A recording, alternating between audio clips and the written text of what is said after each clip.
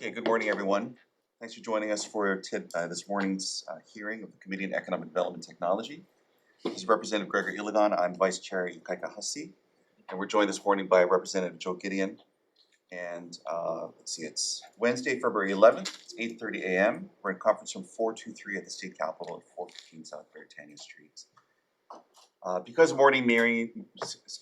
morning hearings must adjourn prior to floor session, not all testifiers may have the opportunity to testify. In that event, please know that your written testimony will be considered by the committee. For those on Zoom, please keep yourself muted and your video off while waiting to testify and after your testimony is complete. The Zoom chat function will allow you to chat with the technical staff only. Please use the chat only for technical issues. If you are disconnected unexpectedly, you may attempt to rejoin the meeting. If disconnected while presenting testimony, you may be allowed to continue if time permits. Please note that the House is not responsible for any bad internet connections on the testifier's end. In the event of a network failure, it may be necessary to reschedule the hearing or schedule a meeting for decision making. In that case, an appropriate notice will be posted.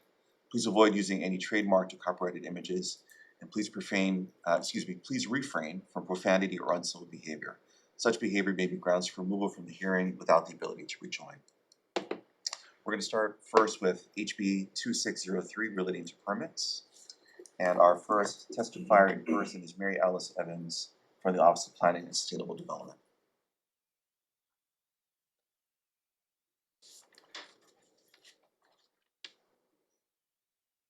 Morning, Chair, Vice Chair. Reginald King from the Office of Planning and Sustainable Development. The office stands on its testimony with comments. Okay. We are available for questioning. Thank you. We have 3 in support, none in opposition, and 2 with comments. Does anyone else like to testify in person on this measure or on Zoom? Are there any questions? Sure. DBED, if I could have someone from DBED. Hey, Dane. Morning, Chair. So, you're aware of this program, and I wanted to first ask, how long has this program been in the books? Well, good morning, Chair, Vice Chair, members of the committee. Dan Wicker, Deputy Director at DBED. So this program, I don't have the exact date, but we did go back trying to understand and look for projects that were done under the facilitated permitting process. And even through archive research, we have not found any project. Our thought is that given the time, there were projects out there statewide like broadband, and that does touch several departments, which would require the coordination of state permits. So my question is not what projects were done under this program, but how long was this program under HRS? I'll have to get back to you on the date, Chair. It's probably decades, if not. Yeah. And since then, DBED hasn't utilized this program.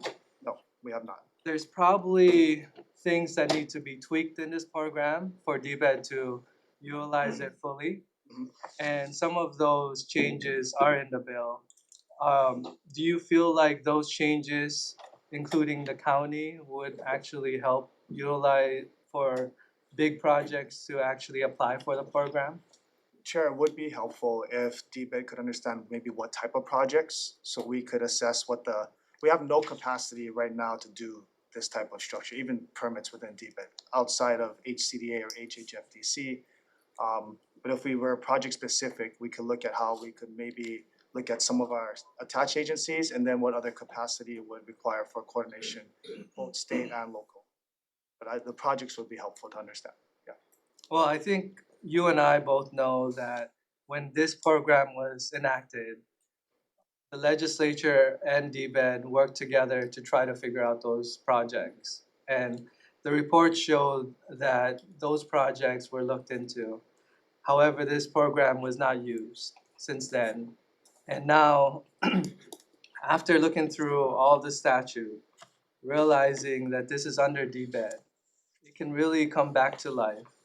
Would you be willing for DBED to at least assign one position that's existing to work into this program and figure out how it could actually work?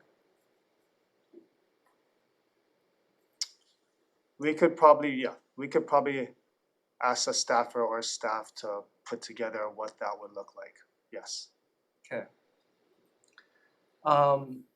With that said, have you ever heard of the FAST 41?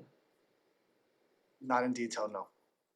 So FAST 41 is a federal program, and Department of Transportation use it to expedite permits.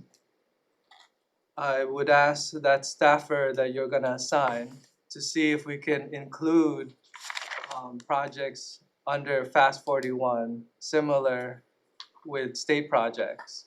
So we have an existing federal program that expedites permits with Department of Transportation. And maybe what we could do is focus infrastructure projects that helps out economic development with this program. Is that something that you'd be willing to do under your department? Yes. You also asked for staffing for this project. As you know, we're in a dire fiscal time. Is there a bare bone staffing that you could live with to try to start this program? Not started, no. We don't have that capacity to start a new program right now. How many positions do you need to start this program? We rounded, so in our testimony, we looked at examples and structure to stand up. It would require full-scale 7 to 9 FTEs. 7 to 9. Why would this program need 7 to 9 employees? So in the bill, it's asking us to do an IT structure. We don't have that skill set up within DBED outside of our general IT. If you want to talk about permitting policy, you need a specialist there, interagency coordination, data reporting analyst, systems administrator, and if needed, legal, if the AG doesn't have, if we don't have capacity with our deputy AG. Thank you. Thank you, Chair. Thanks. Any other questions from our committee? Okay. And just confirm, there's no further testifiers? We're gonna move on then to HB 2140, relating to essential permitting positions. We have testimony first from the OPSD.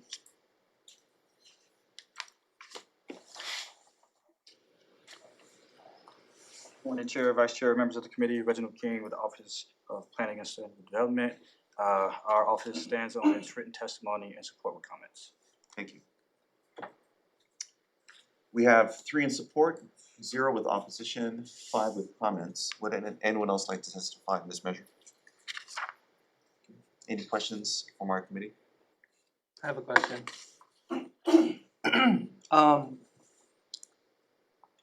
Is there anyone from the county by chance? No? Alright, then, Reggie, would you mind coming up?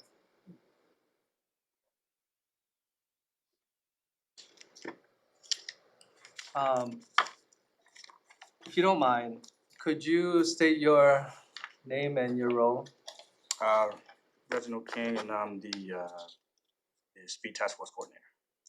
Under the Speed Task Force, this bill addresses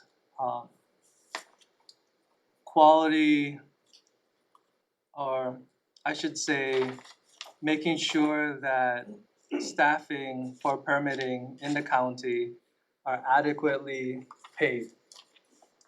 Is that something in the Speed Task Force, was that a common problem, or? Well, yeah, trying to make it competitive to other places as far as salary goes, that was an issue brought up. And was it a issue in the county or state, or was it just on the county? On both ends, there was a need for competitive pay so we can actually get and fill these positions that they need. Do you know what this bill does? Yes. What does it do? Starts like a pilot program to do just that, to fund some of these positions, but it's temporary. As we stated in our testimony, that something more permanent would be better to drive people towards this kind of work pipeline. This only affects the county, right? This says within participating counties, yes. And how would the county be able to fund increasing staff salary. I'm not sure, that's not my expertise. So under this bill, it's the surcharge. Have you asked the county if they're willing to use their surcharge to increase permitting staffing support? Have not. Would you reach out to them and see if that's something they would support? I can do that. Thank you. Thank you. Okay, thanks. Any other questions? All right. We'll move then to HB 2598 relating to the Hawaii Technology Development Corporation. First up, we have Bonnie Kahakui from the State Procurement Office on Zoom. Good morning, chairs, vice chair, members of the committee. Bonnie Kakui, Administrator, State Procurement Office. I'll stand on a written testimony providing comments. Thank you. Thank you, Bonnie. Now we have the AG's office.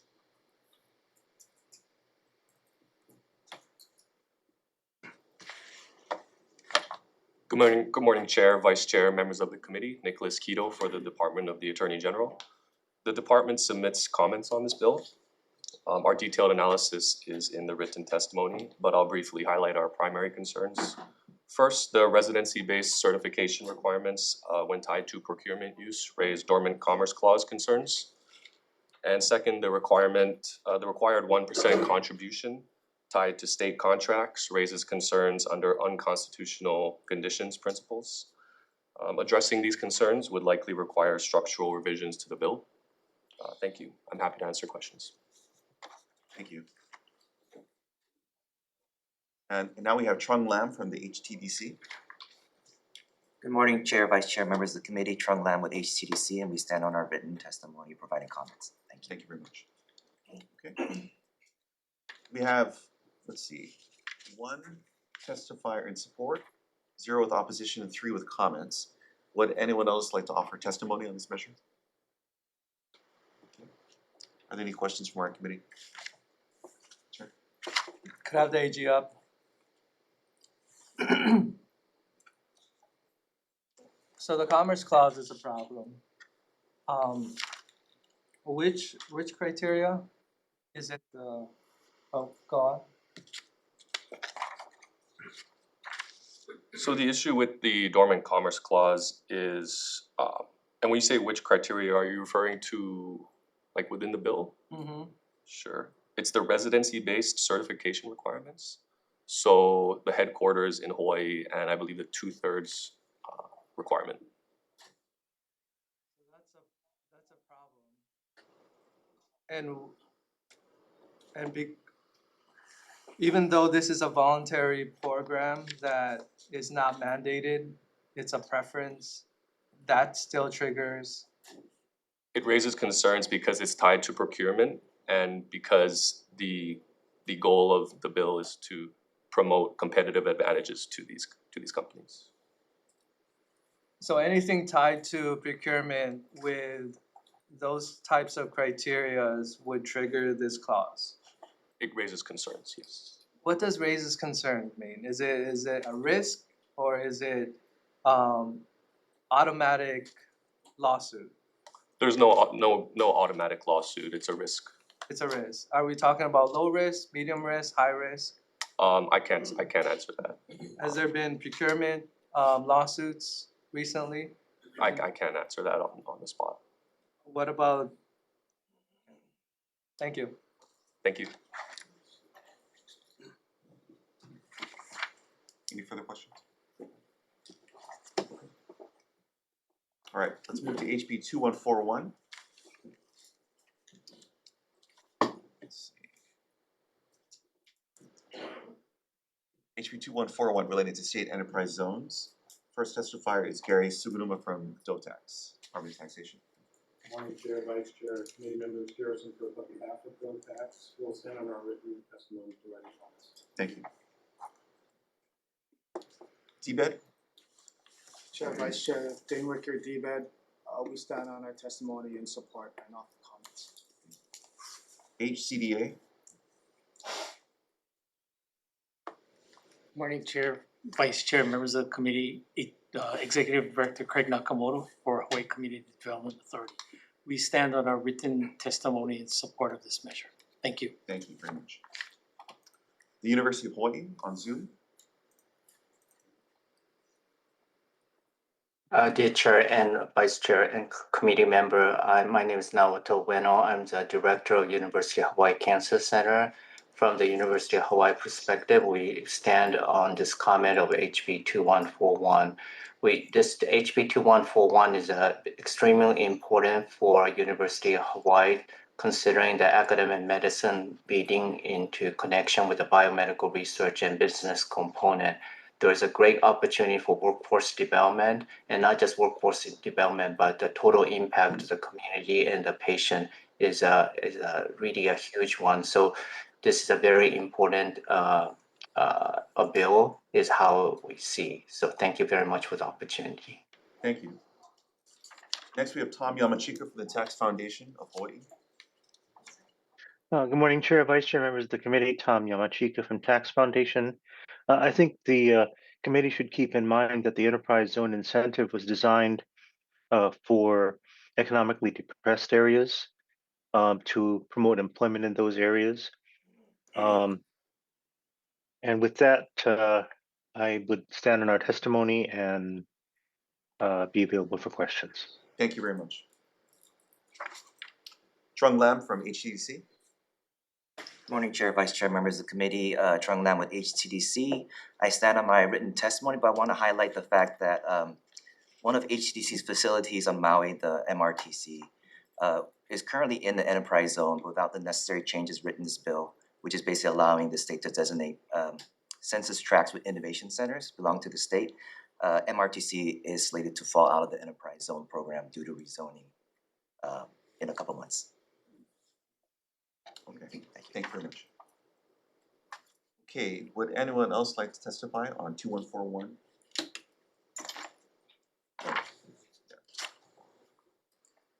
Any questions from our committee members? I have a question. Sure. Could I have Vived up?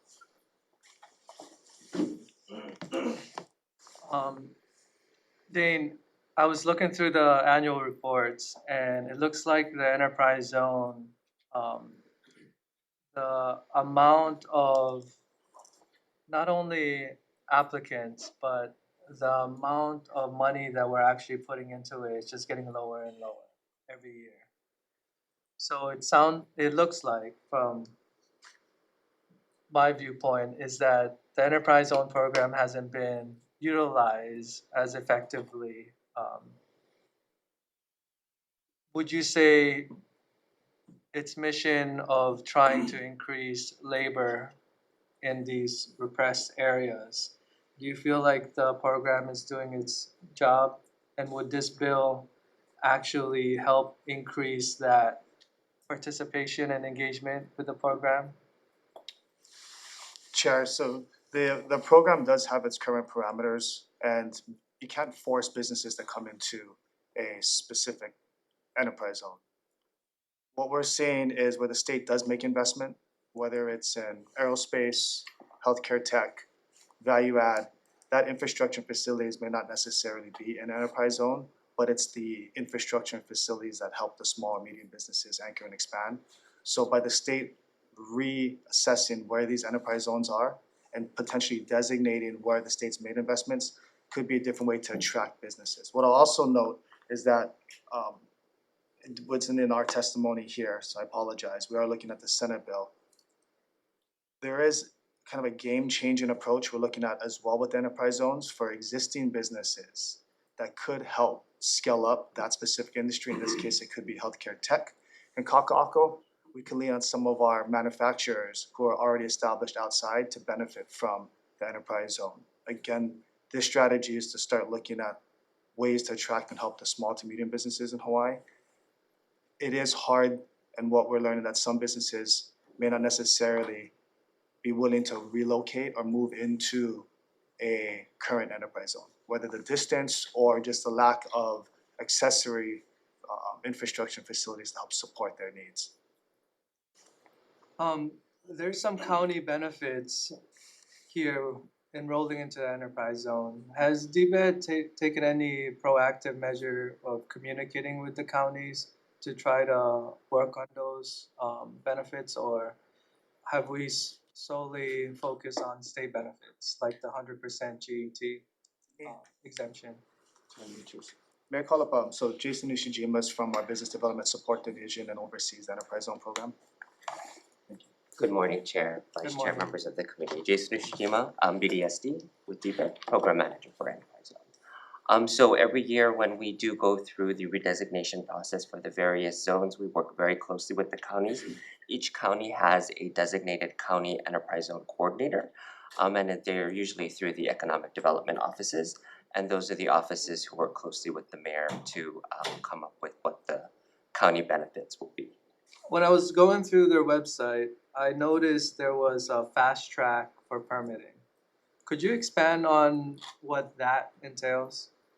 That would be for island, Maui County and Kauai County, right, both offer that benefit. I don't know the exact details of what that is or what that entails, or what type of permitting that allows for. I would have to defer to the counties for that.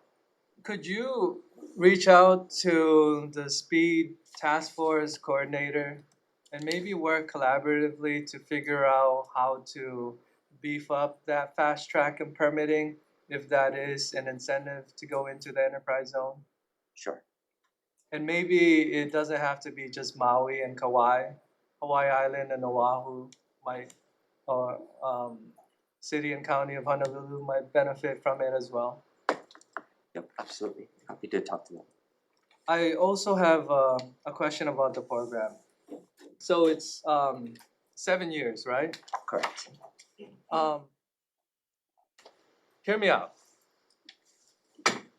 We're trying to help emerging business, right, with this program.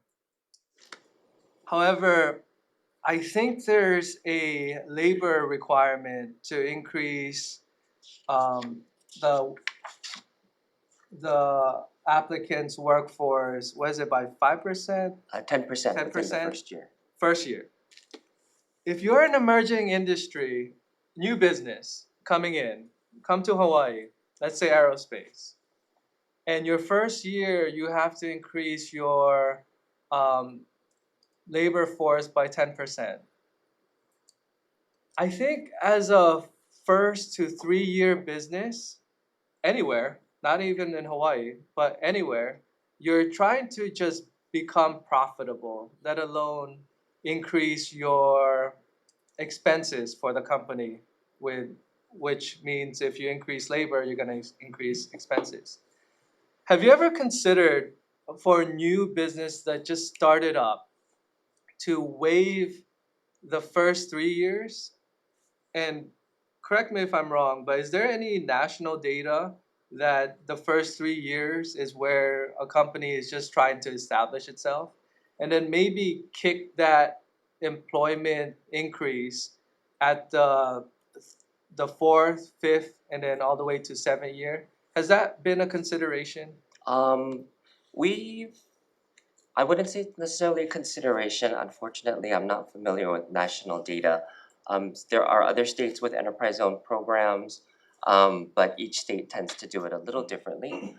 With us and what me and our economic development specialists do is we counsel the businesses to make sure they understand the program. The 10% the employment increase is something that's written into the statute and would be up to the legislature to change if you so saw that. But we do counsel the businesses and we look at every application when it comes in. And we let them know that that's the first requirement or what they need to do. So if they should choose to withdraw and come back at another time, that's an opportunity available to them. And make sure that they understand that they need to increase their job numbers by at least 10% for their first year, because their time in the program, like you said, is finite. It's 7 years with a 3-year extension for agriculture and manufacturing, so that they can make the most out of their time in the program with the benefits. Yeah, you're held by statute, so unfortunately you just can't change it. So let me ask you this then. Do you think, do you track the graduation rate of this program? Like for example, once they go through that 7-year mark, they graduated? Is there a high graduation rate? There is, every year, so with our last report, you probably said we had about 129 companies. We had about 7 graduate within the next year.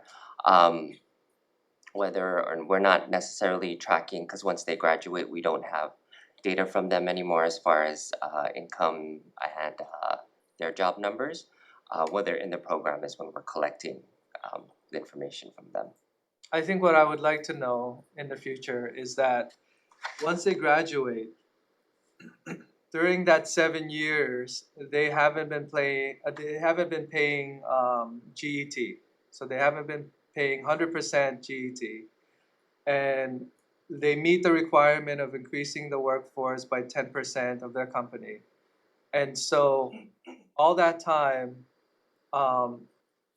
they haven't been paying into the state, assuming that on the 8-year mark, that they keep all the workforce and that they don't just immediately fire all this workforce that they built up. And then they continue paying into the state taxes, GET. So what I hope that you could possibly do is maybe just track their first and second year to just see if that's, as a business person, I'm just trying to think like a businessman, is I assume they would just fire their employees, and I hope they don't, to cut the expenses and then don't pay as much taxes. I hope what they will do is actually keep their employees and pay more into our taxes. But I think you should keep track of that just to ensure that the program is doing what it's supposed to be doing. And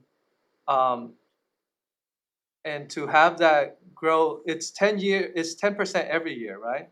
It's 10% within the first year, and they must sustain that 10% amount. Oh, so they have to sustain that, and that's not just for ag, it's for all the For all eligible- business activities, yes. So it's a 10% increase in the first year. There is another option. So that is the case if an enterprise zone is designated and then a business moves into that enterprise zone. Their requirement is a 10% increase in the first year. However, if a business already exists and the county and the state designate an enterprise zone on top of it, in addition to that 10% increase, after their 4th year, they have to see a 15% increase. It's because they're not necessarily moving into the economically challenged area. They're not necessarily by default, but they're there by default and taking advantage of the program benefits. There's a very few companies that have that because they would have to have been established many, many years ago, since the designation for an enterprise zone is 20 years. But those are the general requirements. So I was in the wrong impression. I thought it was 10% every year, but to meet a 10% increase of workforce to sustain that for 7 years is actually manageable. It is, it's our interpretation of the statute. It's an increase in the first and then maintain that increase for their 7 or 10 years in the program. Then I guess my last question is, what is the department doing to promote this program? Since the requirement to even just sustain in this program is very doable. There's a lot of nuance in the program, so we've learned in my time with this program. I've been branch chief since July of last year. That in person. Congratulations. Oh, thank you. I appreciate that. The in person works the best because there's a lot of nuance and a lot of qualification requirements for this program, and it's best if the business owners understand it. So we do go to every county every year to promote this program, and then we do 2 to 3 various in-person events every month, whether it's partnering with other agencies or the counties or the or other economic development community organizations to go out into the community to talk about the program and promote it, along with some of DBED's other programs for small businesses. And you also have enterprise zone coordinators in each county that's also Yes. promoting it, right? Exactly, and part of what they do, and not only is helping to manage the program, but they're also helping us to market the program and talk to their constituents and counsel the various counties and small businesses about the program. I'm shocked that more businesses are not aware of this program. Thank you. Okay, any other questions? Sure. Thank you.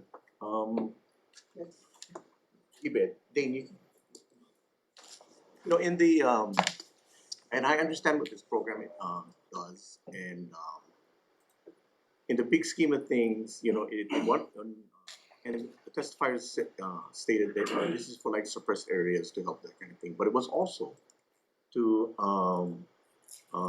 create jobs in general, right? And our state's problem is at the end of the day, unemployment is low, right? And it's more a cost of living issue. And as you know, reads information and reports and things, the workforce age demographic in our state is shrinking, right? So if you increase employment, and increase the enterprise zones in certain areas and employment grows in those areas, those employees need to come from somewhere. And my assumption is, as long as cost of housing stays high, the likelihood of people moving back is low. So all you're doing is taking jobs from someplace else in some other business, because everybody's fighting for employees, because, right, workforce age demographic is shrinking. So in the big scheme of things, what's the outcome for the state? So, thank you, Representative. There is always an impact for every government decision we make. We looked at this as a way for businesses that we are helping to establish or expand, how to get them anchored to certain areas or communities where the infrastructure exists. Yeah, but Now, we're on I understand that, but and I appreciate that, because I've heard you say that before. But at the end of the day, the employees will come from somebody, right? It may be us, it may be come from state government, right? And we're looking for employees, and all the departments right now are touting how great they're doing and filling their vacancies and things like that.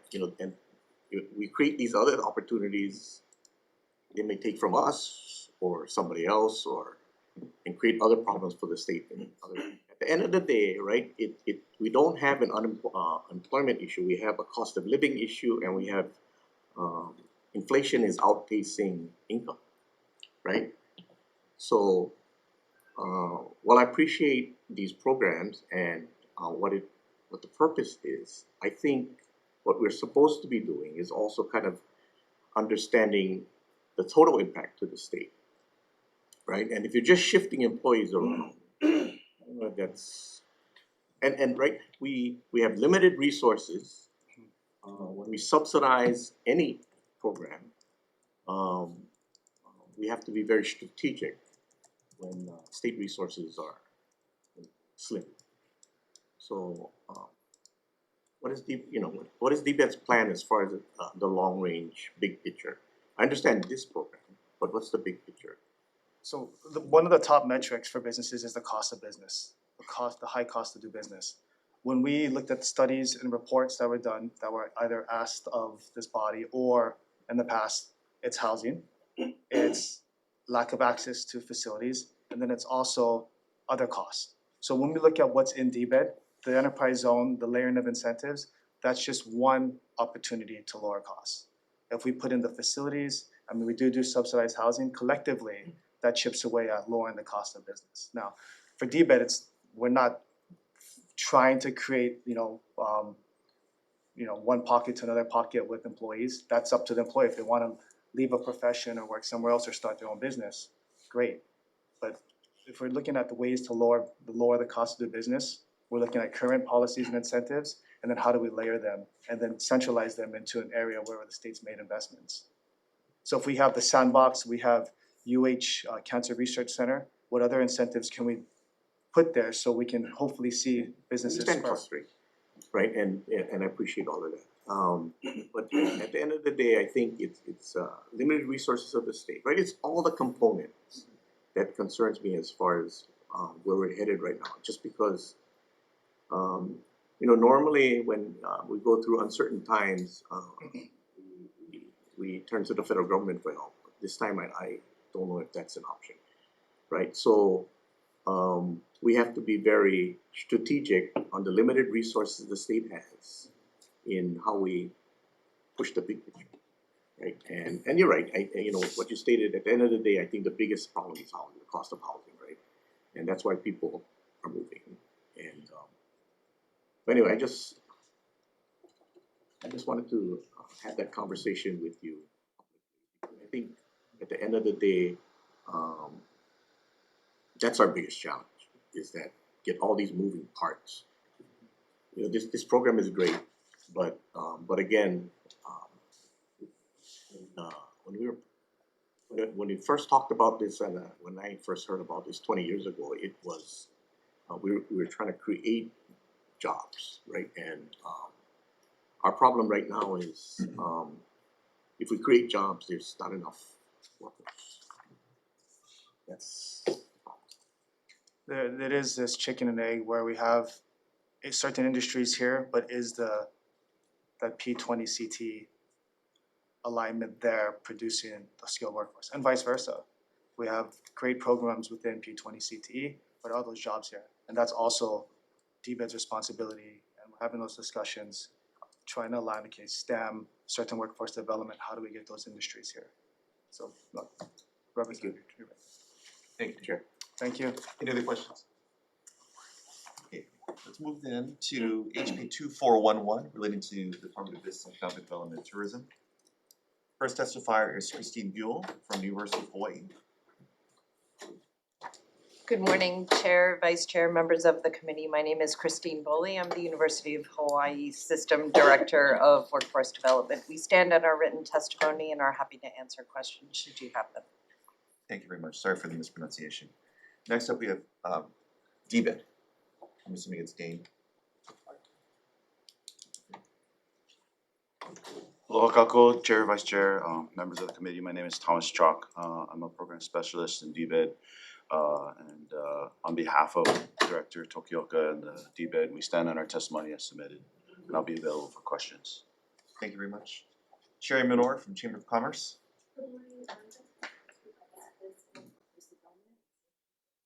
Thank you. Good morning, Chair, Vice Chair, and members of the committee. Vanessa Rogers, Vice President of Workforce Development at the Chamber of Commerce, Hawaii. We do stand on our testimony and would like to provide a little bit of more context.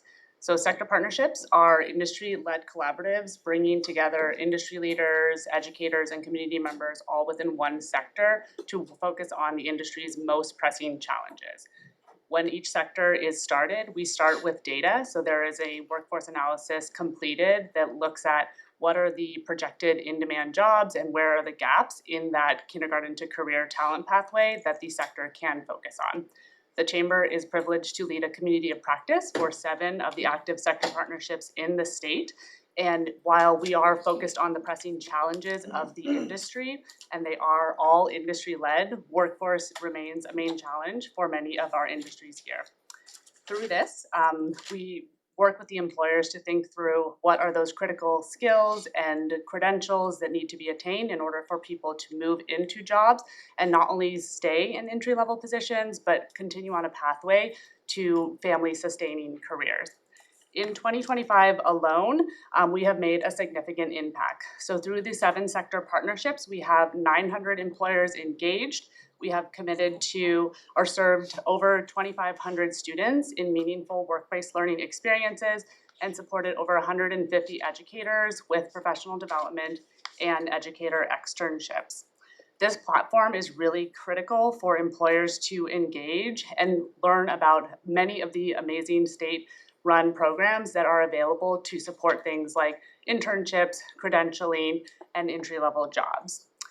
One of the other main things that our sectors are focused on is outmigration. So we know that this is a challenge for the state, and we have launched in tandem with Hawaii Island Economic Development Board a Kaumaina Come Home program.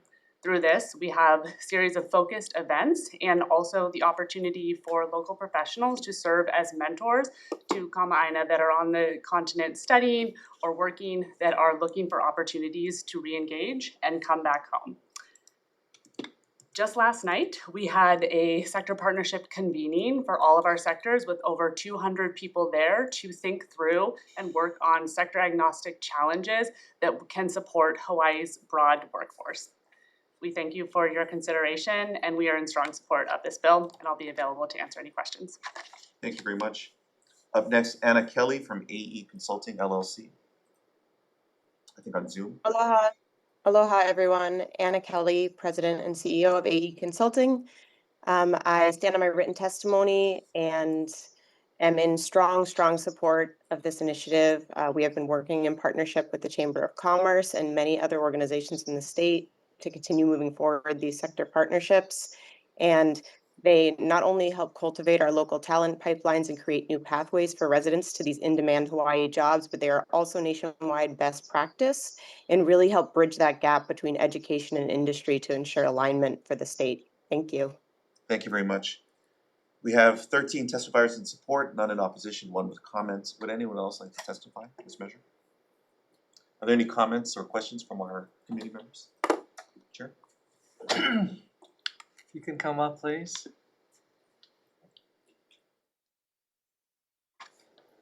Say your name again.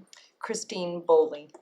Christine, I'm looking at how this special fund is funded, but it's not very clear to me. Could you explain how this special fund,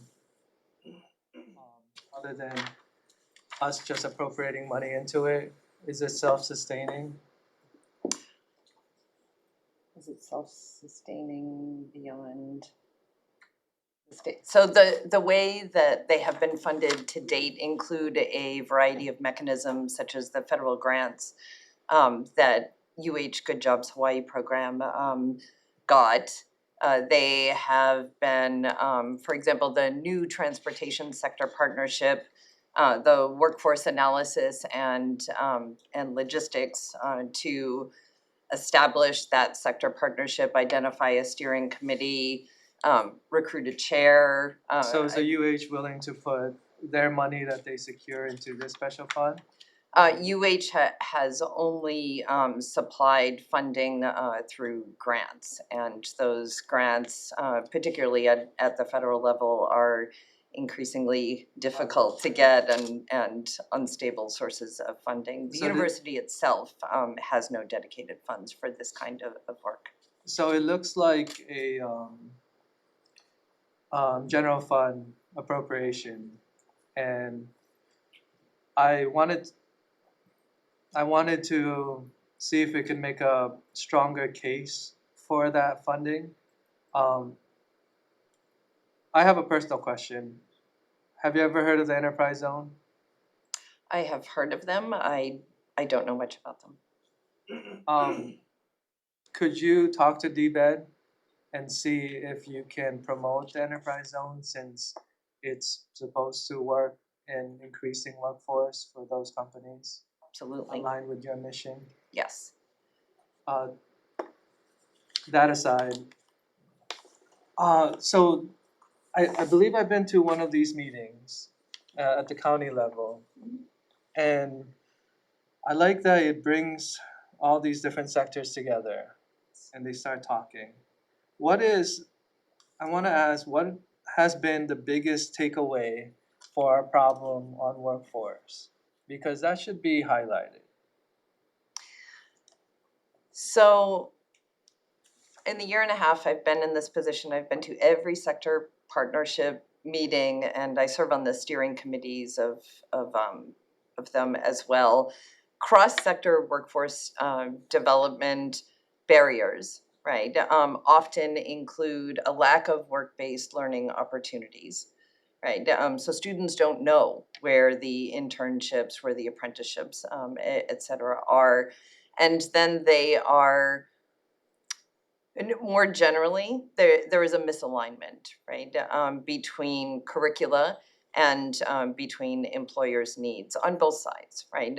So the DOE and UH, for example, have put an enormous amount of effort into aligning curricula with the perceived needs of employers.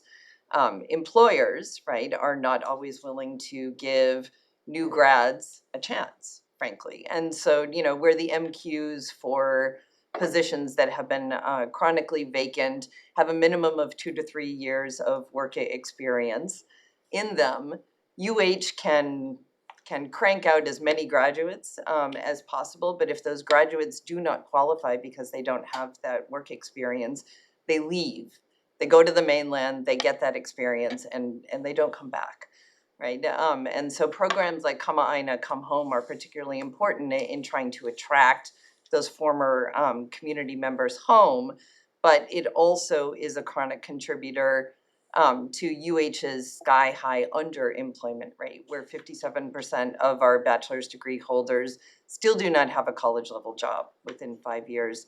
Sector partnerships are a proven national model for addressing that misalignment, for making employers, on the one hand, aware of the need to adjust MQs, right, in order to be able to hire new college grads, for college grads to increase career awareness of the different work organizations, the different kinds of positions that are out there, including in the public sector, right? So what I'm hearing you say is that Hawaii does not provide enough opportunities for positions that are grad level. That's correct. And if Hawaii were to provide those opportunities, then these students who've graduated would have these jobs. Correct. But those positions are certain jobs in this certain industry. For example, I can't think of what graduate jobs other than maybe ACC, like community college jobs, would a restaurant provide. And so I can only see higher level. So are we in Hawaii focusing in the right industry to generate college positions, or are we solely focused on low-level jobs? We are overly reliant on jobs that don't require higher education, that don't have clear career development pathways. You kind of need both, For right? employee, we do. So how do we concentrate on college level jobs and also concentrate on those low-level jobs? There are several methods. So economic diversification through entrepreneurship, through legislation, for example, that reduces the tax and regulatory burdens on new businesses, for the kinds of really creative workforce solutions and small business incubators like the value-added product development centers, right? Like shared advanced manufacturing facilities. Investment in entrepreneurship and small business startup and business expansion is how you take these really creative kids, right, in UH classes and help them find a way to chart their own path, right? Okay. Well, thank you. You're welcome. One more question for DBED. Please. DBED, what sort of entrepreneurship programs do we have under DBED? Specifically, we don't have, to the top of my head, specific entrepreneurial programs. What we are doing though, going back to the prior speaker, it's about 40% of our high school students don't go on to post-secondary within the first year. We visited campuses and we have our eyes on agriculture and film and value add. And what we're doing is, at the post-secondary level, those facilities exist. You have the Academy for Creative Media, you have the Value Add Product Development Centers on Maui as well as Oahu. You also have assets that DBED's attached agencies own. The cliff for high school students is if they're going to go into entrepreneurship, they can't afford the costs of these facilities. So if we're teaching students how to do vertical ag at the high school, when they graduate, where do they go? ADC is actually exploring what the cost is to put up those facilities. We're working with the School for Adults on their career foundations. They teach the soft skills through and give certificates such as build your biz, build your bank, build your farm. If we teach the students the entrepreneurship at the high school level, when they graduate, the idea is that then they get access to these non-credited facilities. It's still operated by the UH system, but they'll get access to continue their business model. And they can go on and start their small business, where we're focused on the film, ag, DBED, I believe also, or under DBED, which maybe is HTDC, provides funding to accelerator programs, which accelerator programs help out entrepreneurs as well. So what I'm hearing you say, Dane, is that DBED's focus are on these industries that you mentioned. And we're selecting industries to be winners out of all the different climates.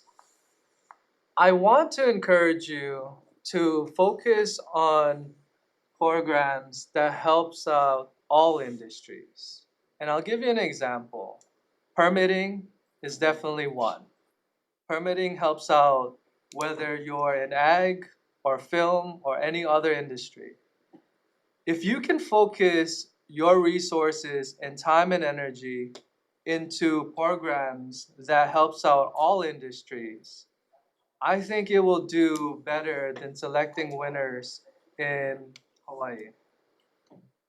I want to just plant that seed in your mind because I believe that permitting helps all industries and it's just one of the different programs that you can focus on.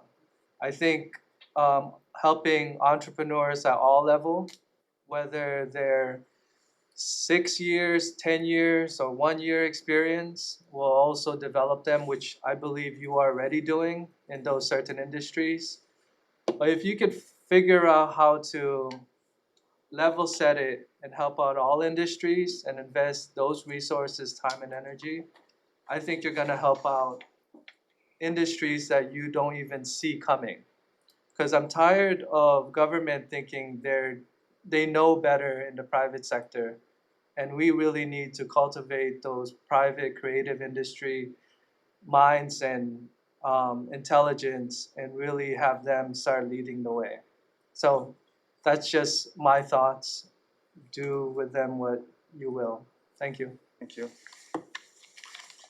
Joe?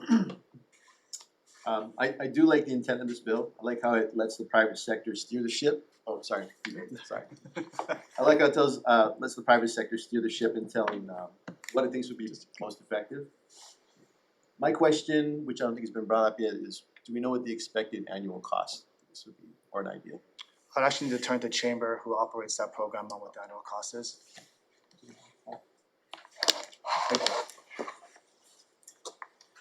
Thank you for the question.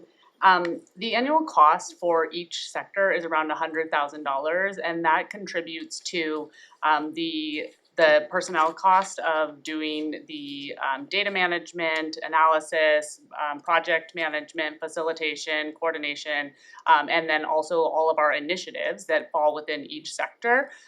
So helping them move forward initiatives such as Kama Aina Come Home, or some of our work-based learning experiences, supporting educators, this is statewide, so traveling to neighbor islands to support as well.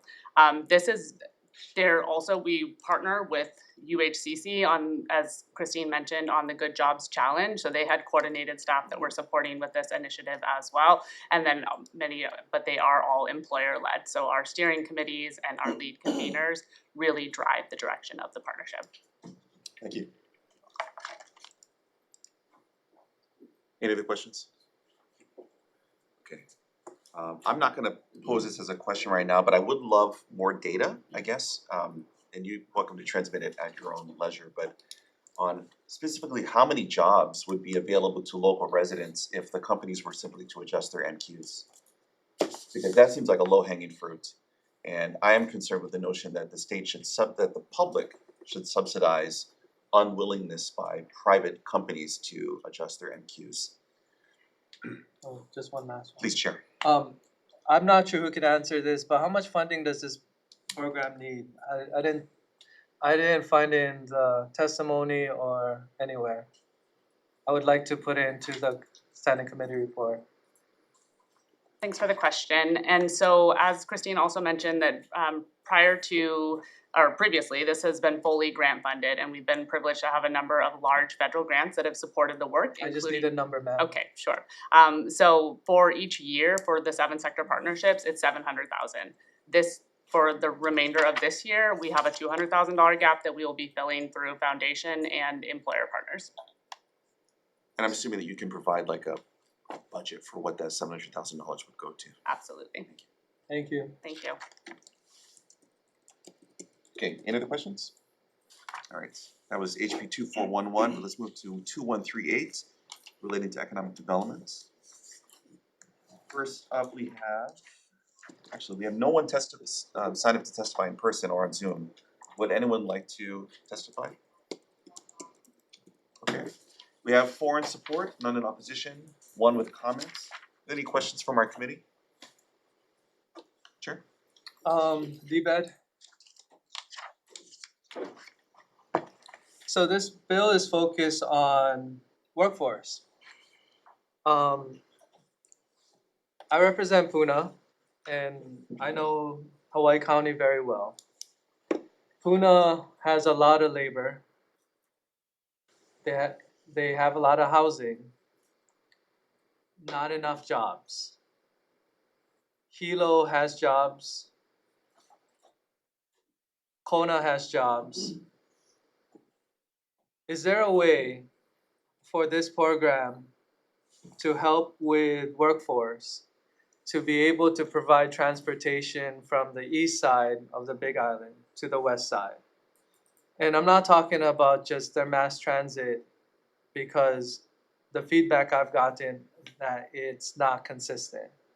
I'm talking about reliable transportation for businesses to be able to count on that workforce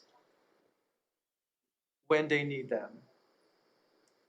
And what I want to ask is, has there ever been in DBED where DBED leads some sort of workforce initiative to help for economic development?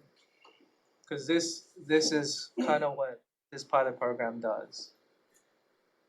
An initiative to help workforce development, not specifically with transportation, we have not. If this bill were to move forward, there are things that DBED could do to help support maybe some data gathering or studies, but we're not the subject matter experts in transportation or modes of transportation. We have been approached on gathering data from different hubs, and there are, like our State Department of Transportation is looking at different technologies that could be offered as a type of taxi service or a mode of transportation. So if you need data, the data already states that there's no jobs in Puna and all the jobs are on the west side. What sort of data do you need to just understand that all the jobs is on the west side and all the labor and workforce is on the east side? Okay, so that's a different way for DBED to address that. When we look at communities and what the strengths and weaknesses are for economic diversification, for that district, we've looked at energy as an opportunity for workforce in that community. You mean geothermal? Correct, yes. Issue that's very controversial in that area, and the community has always voiced out that they don't want it. Correct. So, but you're looking into that for that community. We have communities of population. With our state agencies, we can look at what type of job creation we can create in those districts. Where the key is to reduce the driving or the commuting of the communities for jobs. So,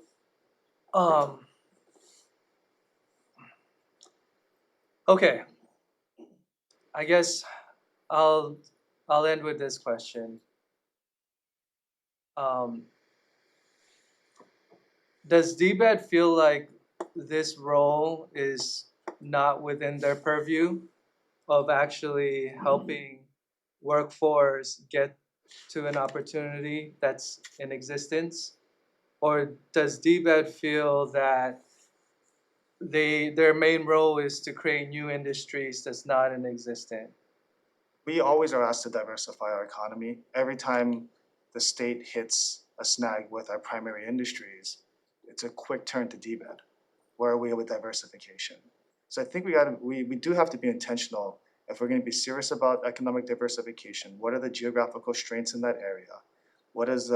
how do we build up that workforce and what investments the state has to make? If we're gonna keep saying no to everything, but yet go back to diversification, then we continue to just take things off the table. I mean, I think that's an earlier question where if we were to focus on everything, and we should, we have an emerging sectors report that outlines what sectors the state is strong in. But it comes down to government deciding that through policies as well as resources. And we do mandates. And I mentioned those 3 areas earlier because the state mandated us to double food production, 100% RPS, and increase housing. And so when you look at this from a macro level, it comes down to land use, and what one of our key industries are is exports. So either we're gonna export things domestically or internationally. That's the big picture. Now, if I come back and to look at, okay, where we at with workforce, you know, there are, for Hawaii Island, there are a lot of strengths there. And I mean, granted, you need the community to support that. However, it's also, I think this, with the administration, the policy of this body, if we really wanna help with economic diversification, we have to look at what those strengths are. If, you know, if it's aerospace, if it's geothermal, if it's agriculture, aquaculture, it's on DBED to ask for those resources and put together that plan. I mean, going back to the context of this bill, we have not looked at different modes of transportation to move people from one place to job centers. We actually look at where the job centers should be established. I just have one more question. Thank you for that, D-Bed. Can I ask you just one more, and then I just want to make one comment. Does hotels already invest in transportation for buses or vans for workforce on the east side to go to the west side? I have to get back to you on that. Let me get back to you on that, on the shuttling of their workforce. Okay, so you're not aware that hotels are currently shuttling workforce from the east side to the west side? With DBED and our 17 programs, tourism, I don't sit on the tourism side, so I'll have to get back to you on that one. Just be mindful that there's also economic development in the neighbor islands and that not everything is on Oahu. So hotels, I believe, are shuttling people from the east side to the west side because they have the appropriations, the funding to be able to do that.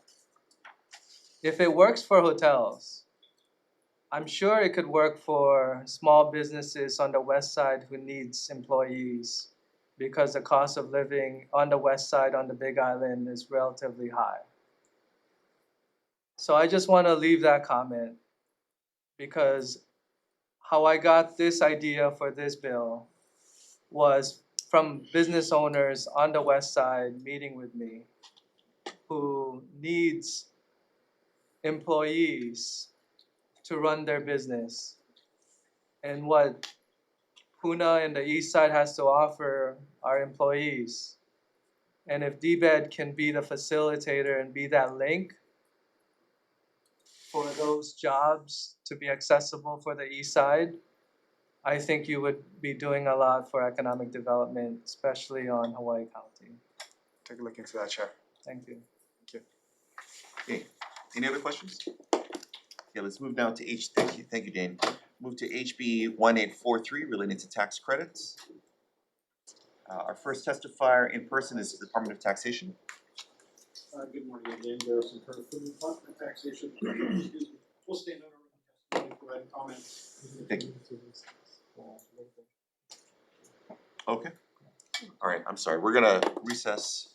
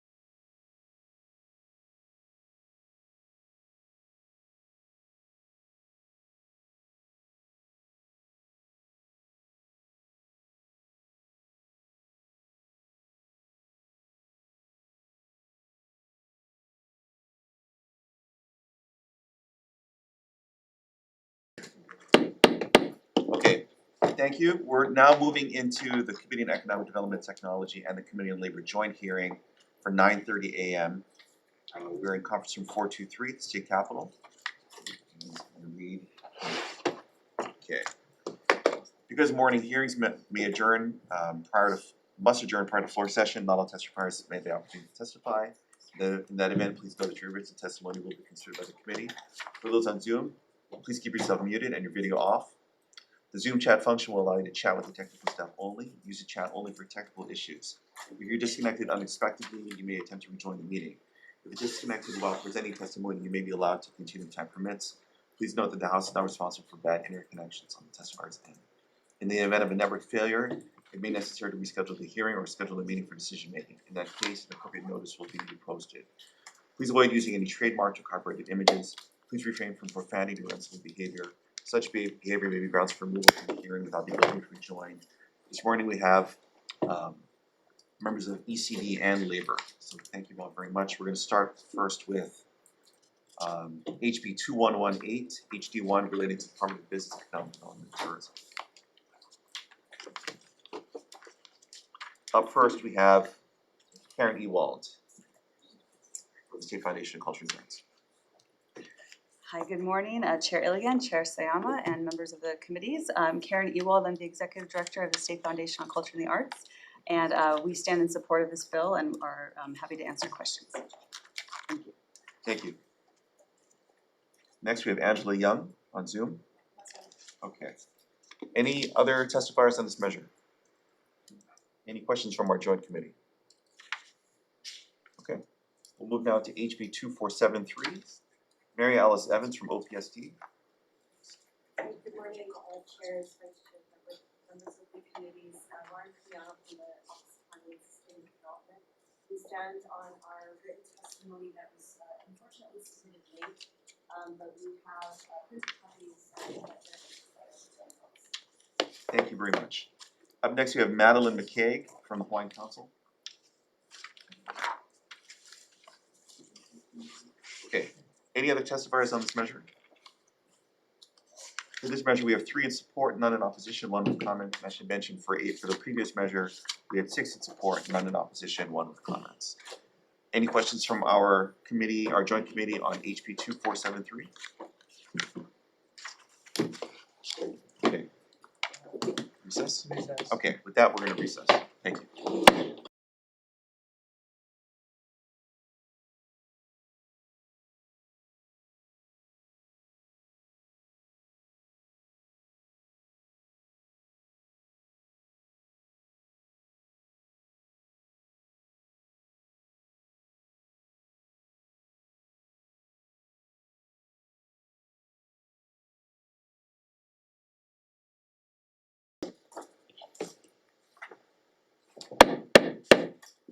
Okay, we're back for. Perfect. Thank you, Vice Chair. Chair's recommendation is as is for HB 2118. This bill aligns arts and cultural programs with economic development by moving key cultural agencies to DBED. We're going to just keep the bill as is. Any questions, members? All right, Vice Chair. Please take the vote. The recommendation on Bill 2118, HB 2118 is to pass as is. Chair and Vice Chair vote aye. Representative Holt? Excused. Representative Tam? Aye. Representative Temple? Aye. Representative Yamashita? Aye. Representative Gedeon? Aye. Okay, Chair, the recommendation is adopted. Alright, for the Labor Committee, we'll be adopting the same recommendation, passing this measure out as is. Members, any comments? Seeing none, Vice Chair for the vote. Thank you, Chair. Voting on House Bill 2118 HD1. Chair's recommendation is to pass unamended as is. Chair and Vice Chair vote aye. Representative Garrett? Aye. Representative Capella? Aye. Representative Kong? Aye. Representative Reyes Oda is excused. Thank you, Chair. Recommendation is adopted. Thank you. Moving on to HB 2473, this bill protects Hawaii's identity by embedding Hawaiian sense of place. Chair's recommendations to the effective date to year 3000, technical amendments for a purpose of clarity, consistency, and style. Any questions, members? No questions, Vice Chair, please take the vote. Okay, we're voting on HP 2473 recommendations to pass with amendments. Any votes in opposition? Any votes with reservation? Chair, the recommendation is adopted. Alright, for Labor Committee, same recommendation to pass this measure forward with amendments. Members, any comments? Seeing none, Vice Chair for the vote. Thank you, Chair. Voting on House Bill 2473, recommendation is to pass with amendments. No votes? Reservations? Noting the excused presence of Representative Reyes-Zota. Thank you, Chair. Recommendation is adopted. Thank you. Thank you, And members. actually, before you, also noting for that bill, the excuse the absence of Representative Holt. Thank you, members. We are now adjourned.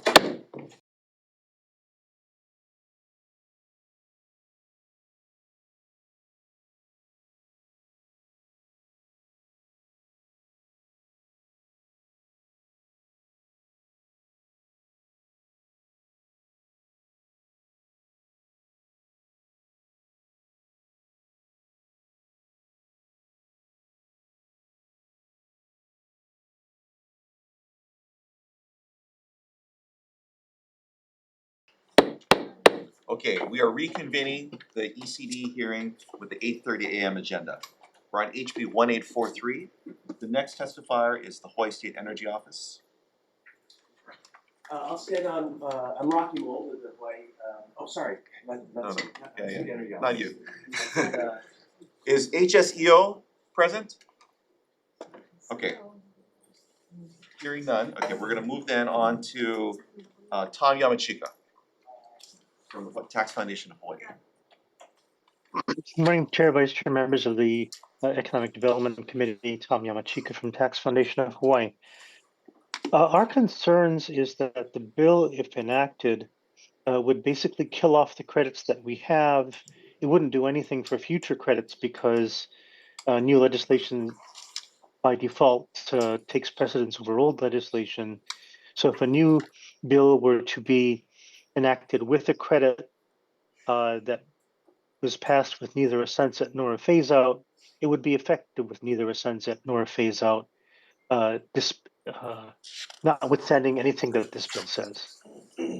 We also note that the state auditor is required to review existing tax credits on a 5-year rolling basis under Chapter 23. I'm happy to answer any questions. Thank you for the opportunity to comment. Thank you very much. Trung Lam from HTDC. Let's see Trung in the room. Is anyone else from HTDC going to testify? Okay. Moving on then to Marisha Palma-Elmore from SAG-AFTRA. Hi, Marisha Palma-Elmore, Executive Director of Screen Actors Guild and American Federation of Television and Radio Artists, and we're going to stand in our testimony in opposition. Thank you. Okay. Christopher Weeking, IATSE Local 665. Good morning, Chair, Vice Chair, members of the committee. My name is Christopher Wicking. I am the president of IATSE Local 665. I have a 37-year career in the business, and I stand on my testimony in opposition to House Bill 1843. Thank you for the opportunity to testify. Thank you. Rocky Mold. Thank you, sorry for that confusion before. I'm Rocky Mold, Executive Director of the Hawaii Solar Energy Association. I'll stand on my written testimony in opposition. Thank you very much. Okay, Jacob Aki, Alaska Airlines and Hawaiian Airlines. Okay. Irish Barber, Hawaii Film Alliance.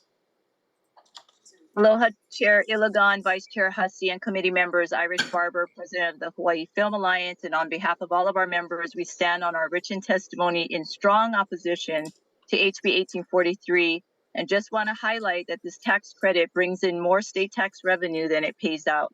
It builds high union jobs and wages, and for that reason, we respectfully request that the committee not pass 1843 or carve out the film industry from this devastating bill. Mahalo. Thank you very much.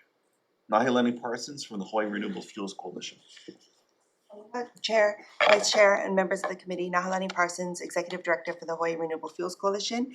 As a coalition of farmers, airlines, and fuel producers, we are working towards building up our local resiliency and supporting farmers for the option to diversify and grow fuels as a rotating cover crop with their own food crops.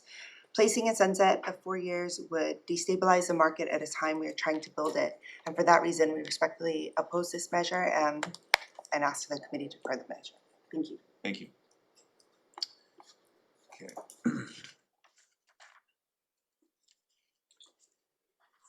Mark Rosner. Is Mark in? Okay. Julia Medeiros.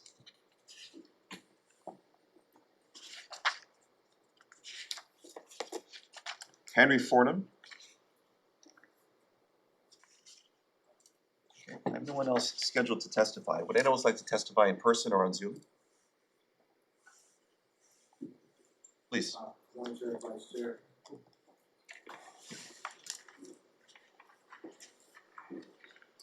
Good morning, Chair, Vice Chair, members of the committee. My name is Jonathan McCoy. I'm the lead negotiator on behalf of Local 996, and we oppose this bill.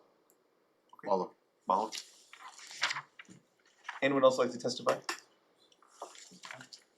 Aloha Chair, Vice Chair, members of the committee, Menashe Chanda with the Hawaii State Energy Office. And sorry about the confusion earlier. I happen to have just missed the window, but I'll be here if you have any questions. Thank you. Anyone else like to testify?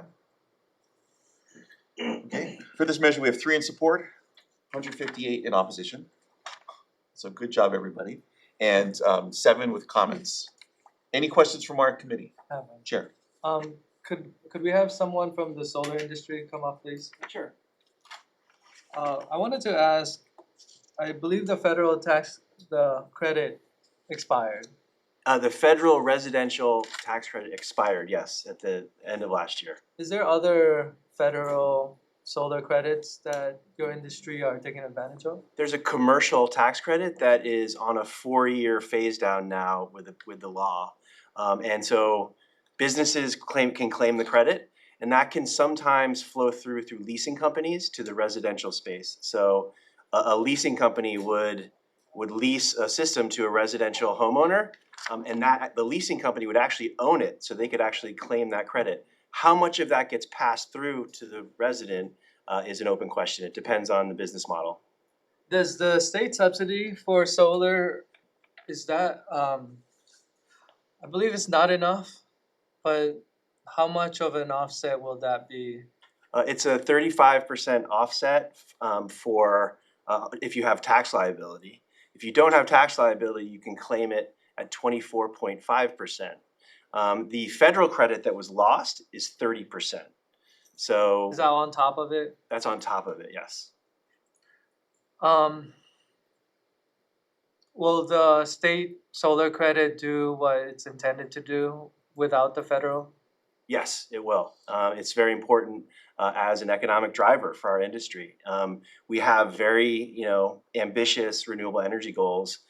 People are realizing that rooftop solar is really important to achieve that goal. This credit supports that goal. Without this credit, it will be very difficult for Hawaii to achieve its own policy goals. Okay, thank you. Thank you. I'm sorry, Rocky, real quick before you leave, what's the current penetration rate on rooftop solar? We have about 50% of single-family homes on Oahu, and it's about 35-40%. It's 50% statewide, and it's about 35% or so. Don't hold me to those numbers exactly, but it's about 35%. But it's 50% statewide for single-family homes. Okay, thank you very much. Any other questions, members? Okay, thank you. All right, we're going to move then to HB 1611, related to taxation. For this measure, first testifier is Department of Taxation.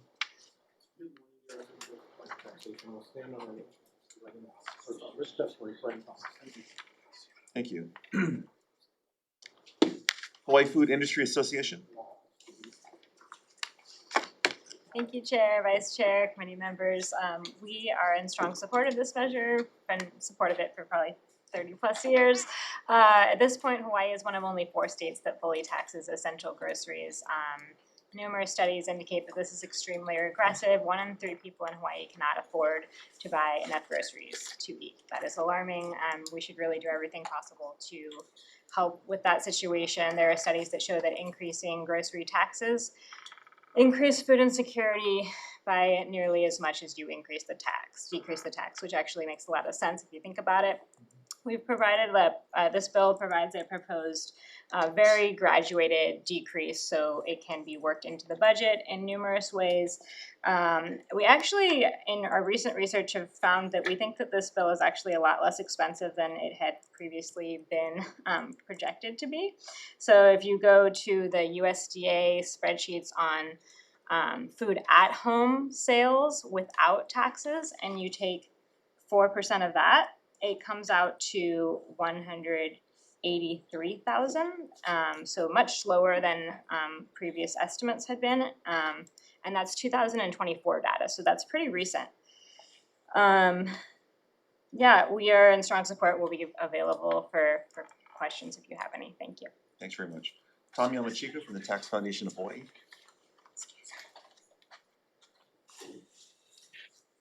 Good morning, Chair, Vice Chair, members of the committee. Tom Yamachika from Tax Foundation. We have technical comments and we'll stand our testimony be available for questions. Thank you. Matt Prelberg from Holomua Collaborative. Aloha, my chair, vice chair, members of the committee. Matt Prelberg from the Holomua Collaborative, local nonprofit founded to advocate for policies that will keep local working families in Hawaii by making sure that they can afford to stay here. You have our written testimony in strong support of this measure. There is just one point I really want to drive home that is included in our written testimony. Every year, Holomua puts out a survey to understand the affordability and cost of living things that are affecting our local working residents. This year in our survey of 3,200 local workers, the top issue and continuing to be the top issue affecting local working residents, of course, is housing prices, which we talked a little bit about earlier from Representative Yamashita. And then also the second issue that is repeatedly brought up is the cost of wages, which all of the conversations around economic development all bring up. But the third issue that's come up is either taxes or the cost of food. This is the thing that is most affecting our local residents. And if we do save them money on their taxes, on their cost of food, both of which this measure address, it will allow more of their limited wages to go towards the cost of housing. Thank you very much. Thank you. Mike Nguyen from Aloha Care. Okay. And Sherry Menor from Chamber of Commerce. Thank you. Any other testifiers on this measure?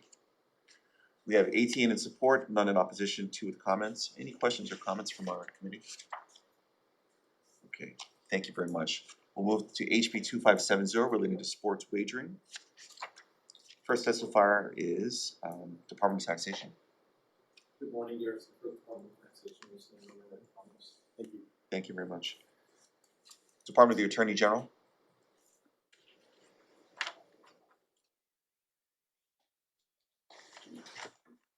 Morning, Chair, Vice Chair, members of the committee, Deputy Attorney General Jordan Ching on behalf of the Department of the Attorney General, who strongly opposes this measure. The department strongly opposes this measure primarily due to the well-studied public health and safety concerns associated with legalized gambling.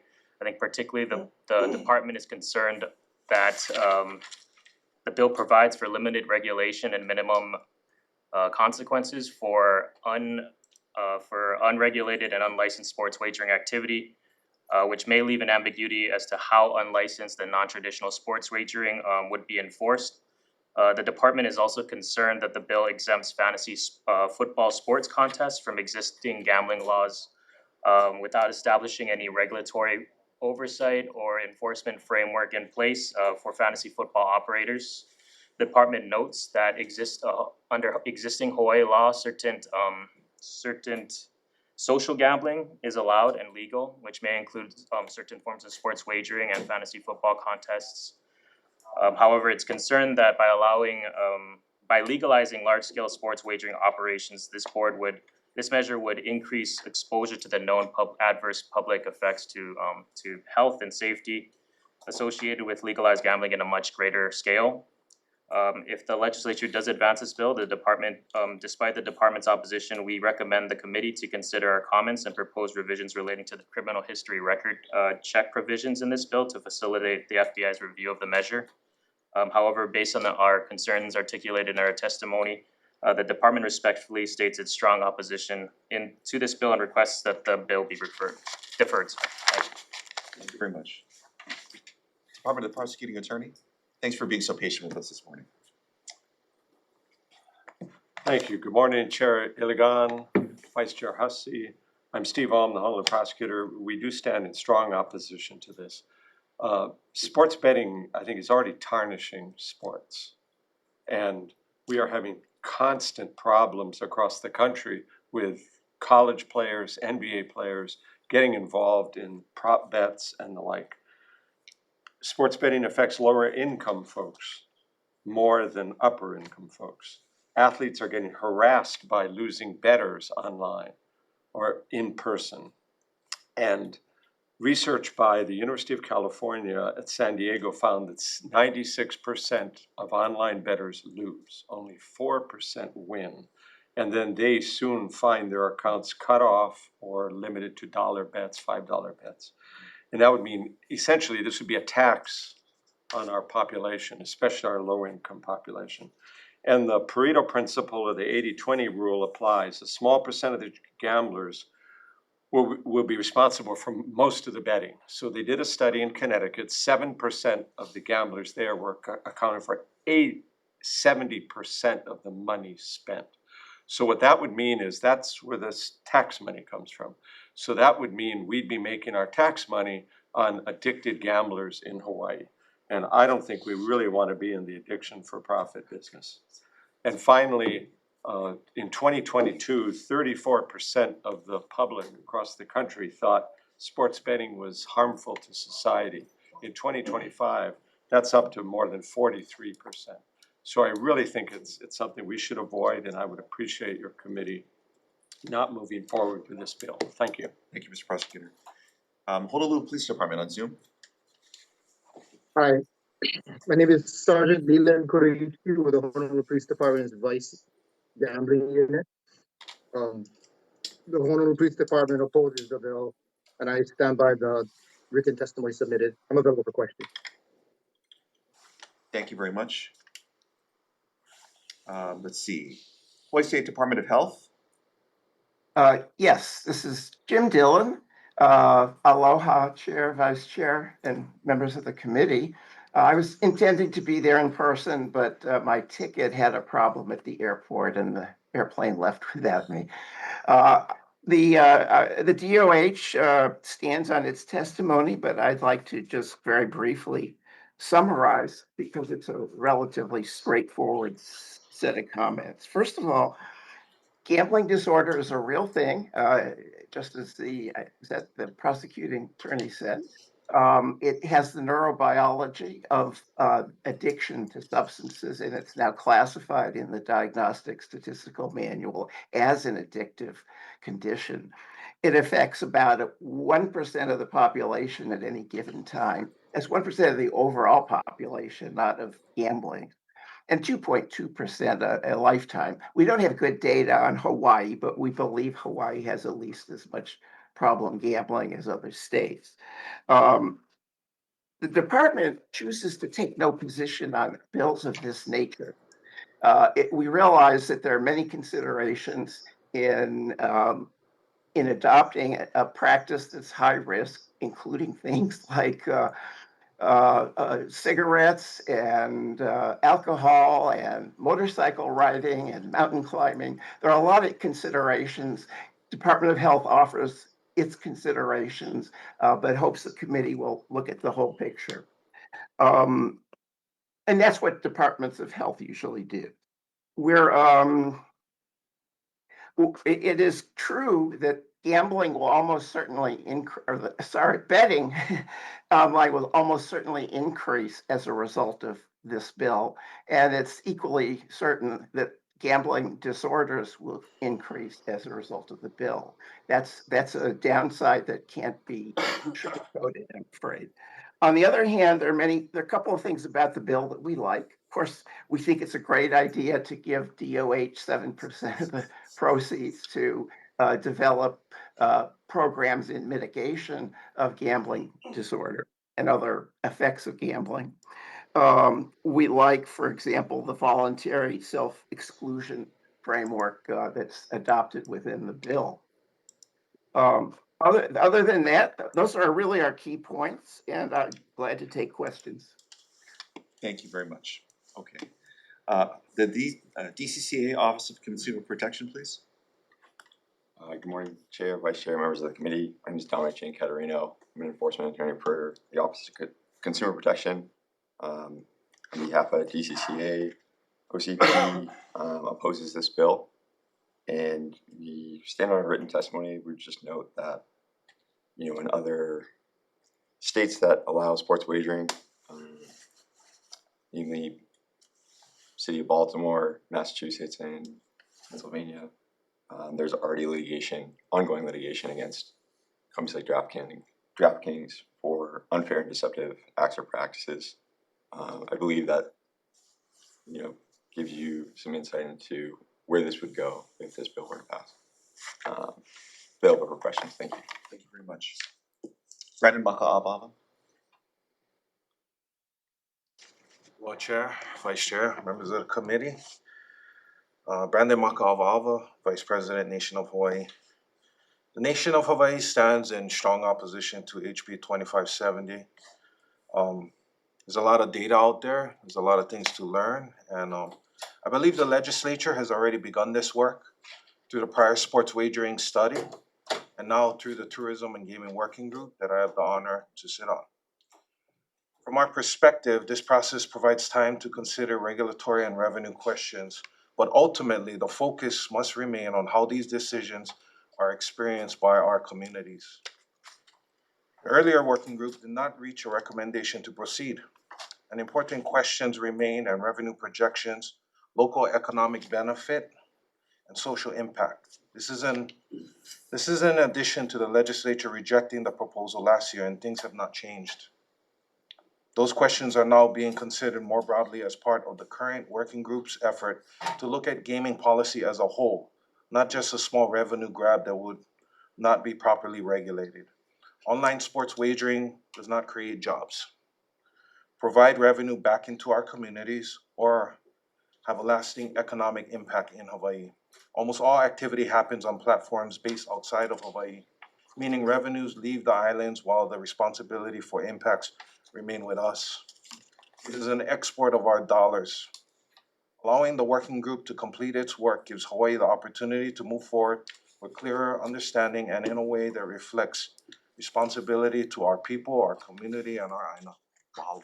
Thank you very much. Hawaii Family Forum, Eva Andrade.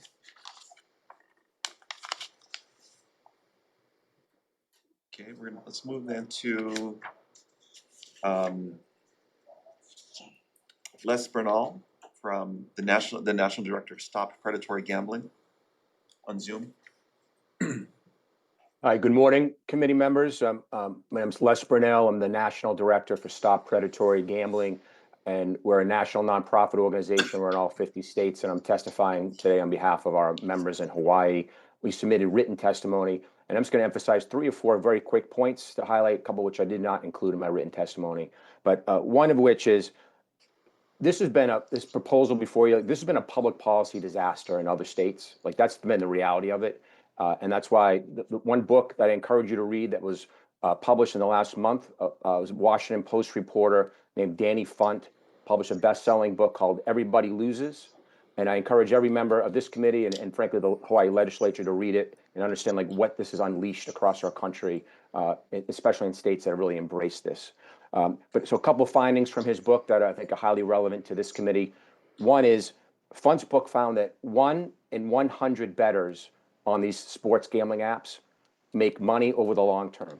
Okay, 1 in 100. So 1 in 100 of your constituents will make money, which means 99 out of 100 are going to lose cash. Like, so this isn't about whether or not people can gamble on sports. We can already have a friendly wager with each other on sports. This is about ripping off your constituents when 1 out of 100 are profitable over the long term. The second key piece here is a lot is made about illegal gambling, right? This is going to eliminate illegal gambling or reduce illegal gambling in Hawaii. The reality is no one's produced, none of these gambling operators produce data to you that show that illegal gambling has gone down in these states where they've legalized it, because that data doesn't exist. The reality is when you legalize online gambling, it normalizes it for all of your constituents and your entire population. And so illegal gambling dramatically increases. And again, from Fun's book alone, he showed that these transnational criminal organizations, like they're still using these illegal apps. Like a huge amount of money laundering stuff still happening in our society, despite the fact that they've legalized online gambling, which was supposed to reduce and dramatically reduce the whole thing. And the last couple quick points would be, these companies before you, like as they sit here and lobby for sports gambling in your state, in multiple states across the country, these same exact companies, once they got sports gambling legalized, they're advocating for internet casino gambling, because that's where the real profits is. If you legalize FanDuel or DraftKings, you're not legalizing sports gambling. Over the long term, you are legalizing internet casino gambling on any device in your state that has an internet connection. And that's where the money is. So a state like Michigan, for example, the gambling industry was able to ram through a bill that legalized online sports gambling and online casinos at the same time. 90% of the revenue, 90% of the profits coming into the state of Michigan is coming from the online casino portion of the business. They use the sports gambling apps as a customer acquisition tool to build a database of players. And then the last key point I think is really to emphasize here, I just testified before one of your other committees a week ago on prediction markets. Just to think what kind of partner these companies would be, FanDuel, DraftKings, who are coming before you. These same exact companies right now are offering illegal gambling in your state. They're in the prediction market business to deliberately circumvent your state laws. They're in Texas, California, other states where have not authorized online sports gambling. They're deliberately get into your constituents. They're violating your state laws right now. So if they're doing that right now, what kind of partner would they be? Why would any legislator want to partner with an entity that's blatantly, flagrantly violating your state laws right now on an issue as important as commercialized gambling? So I think that's a testament to their values as a company, and it's the antithesis of what the Aloha spirit represents. So I appreciate the work you all do, and I'm happy to take any questions when this is over or contact us offline. Thank you very much. Okay, in person, we have Myron Oshiro in opposition. Myron? Yeah, I apologize that for some reason the machine that I submitted my testimony describes me as Myron. I keep on typing in Marcus. You look like Marcus. Huh? You look like Marcus Yeah, Oshiro. yeah. So anyway, thanks for allowing me the time to testify this morning. For those who do not know, I spent like 23 years here in the State House. I enjoyed my work here, and so I appreciate all the work you folks have to do and the decisions you have to make. So I come in that context of sharing some information that I think might be useful, some themes that you might be able to share with your colleagues or your constituents. So I'll try and keep it below the 2 minutes. So let me read it for you folks here. So Aloha Chairman Iligan, Vice Chair Hussey, committee members Holt, Tam, Gideon and Templod. Congratulations, I know you're the newest member. Second newest now. Second newest member. Yeah, that's right. But congratulations. I think you're serving the Hawaii Kai district formerly held by our dear friend Gene Ward. HB 2570 will legalize sports betting in Hawaii and open the door to a very powerful gambling industry dominated by mainland corporations who are tuning in right now: DraftKings, FanDuel, MGM Bets, etc. Companies whose profits will leave our state as soon as they arrive. But make no mistake, this is not harmless entertainment. Mobile sports betting places a high-speed gambling machine in every pocket and every home. It is built for constant use: micro bets, in-game wagers, push notifications, instant deposits, all deliberately engineered to keep people betting longer, faster, and more often. Losers become VIPs. Winners are kicked to the curb, locked out of their apps, limited to betting a few pennies. So ask yourself, Who really benefits when our Kiki's allowance and our neighbors' paychecks are funneled into apps owned thousands of miles away? And who pays the price when addiction is no longer confined to casinos, but embedded in living rooms, dorm rooms, bedrooms, and classrooms? Supporters call this a revenue bill. It is not. It is a wealth extraction bill. Only a small slice of promised revenue is used to justify this industry. But the losses will be borne by local families, local communities, local people. This may be the mainland idea of revenue generation, but it should not be Hawaii's revenue generation. Medical experts, and I think Mr. Bernal touched upon this, estimate that 1 to 3% of gamblers will develop serious gambling addiction. In Hawaii, that means tens of thousands of our neighbors. So ask yourself, are you willing to sacrifice them for any new tax revenue? And get more personal. Ask yourself, which of your constituents will pay the price? And let's be honest, and I don't mean any offense to DBED or DCCA or any of the other state agencies. They're working their hardest. They got good people there. But honestly, we're not prepared. Hawaii has never had a gaming commission. We have no real-time monitoring system and no infrastructure to police artificial intelligence. States with decades of experience, and they're listing my testimony, are struggling to keep up. Starting from zero makes us not innovative. It makes us vulnerable. Finally, keep this picture in mind. A young fan on his iPhone scrolling sports highlights between classes. High school, college, seeing betting props woven directly into the game. Is that the future we want? Do we want iPhone gambling normalized as part of our Hawaii sports culture, while our schools, hospitals, social services are left to absorb the human costs? Is that going to be a normal thing at the UH football game, volleyball games? Triple Crown, pipe shootout, backdoor shootout?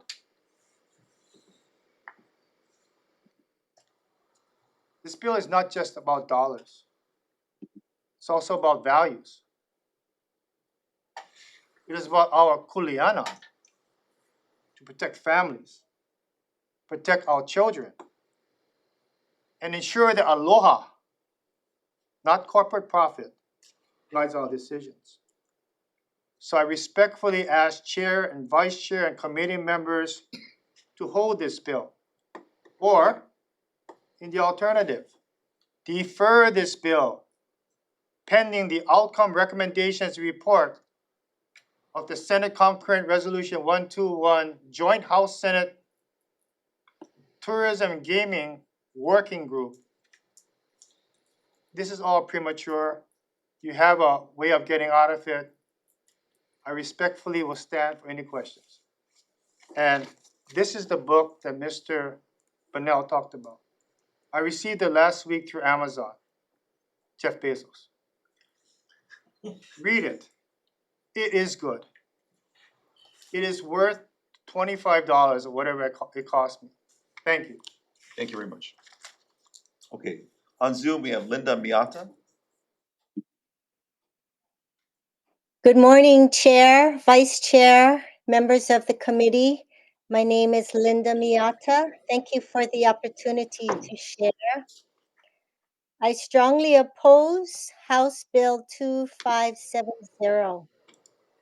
I lost my home when I was 5 years old because my dad was addicted to gambling and had a huge debt.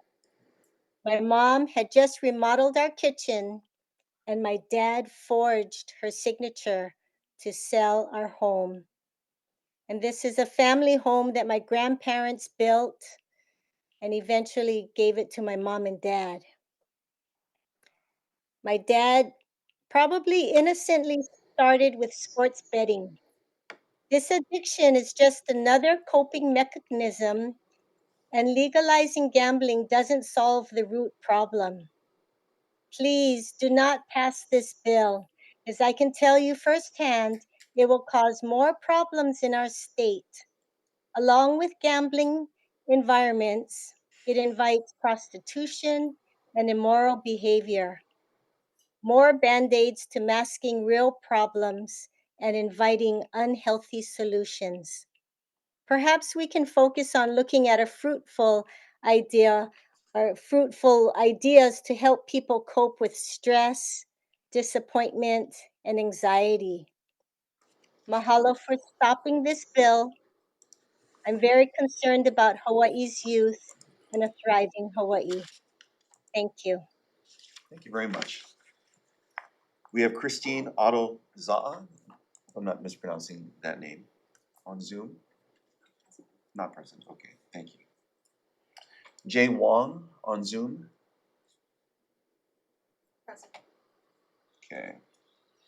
And Ian Chan Hodges on Zoom. Okay, let's see. Okay, Jennifer Anderson from FanDuel on Zoom. Present. Okay. And Kathleen Owen from the Sports Betting Alliance on Zoom. Thank you. Good morning, Chair, Vice Chair, and members of the committee. My name is Kathleen Owen. I'm an attorney with the law firm Orrick, and I am here in strong support of this bill on behalf of my client, the Sports Betting Alliance, the SBA. The SBA is a trade organization that includes 5 of the nation's leading sports betting operators: Bet365, BetMGM, DraftKings, Fanatics, and FanDuel. I want to start by emphasizing that online sports betting is already happening in Hawaii. There is a robust illegal market that has thrived in the absence of a legal and regulated market. Based on information published by the American Gaming Association, we estimate that approximately people of Hawaii have wagered more than $680 million in the illegal market in 2025, an increase of over 140% since 2022.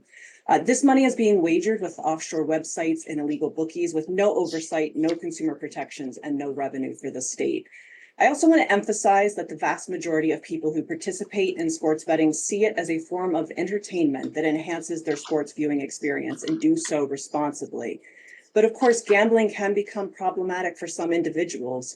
It's important to highlight that the legal regulated operators of the SBA use responsible gaming tools and resources for all of their customers across the entire product journey.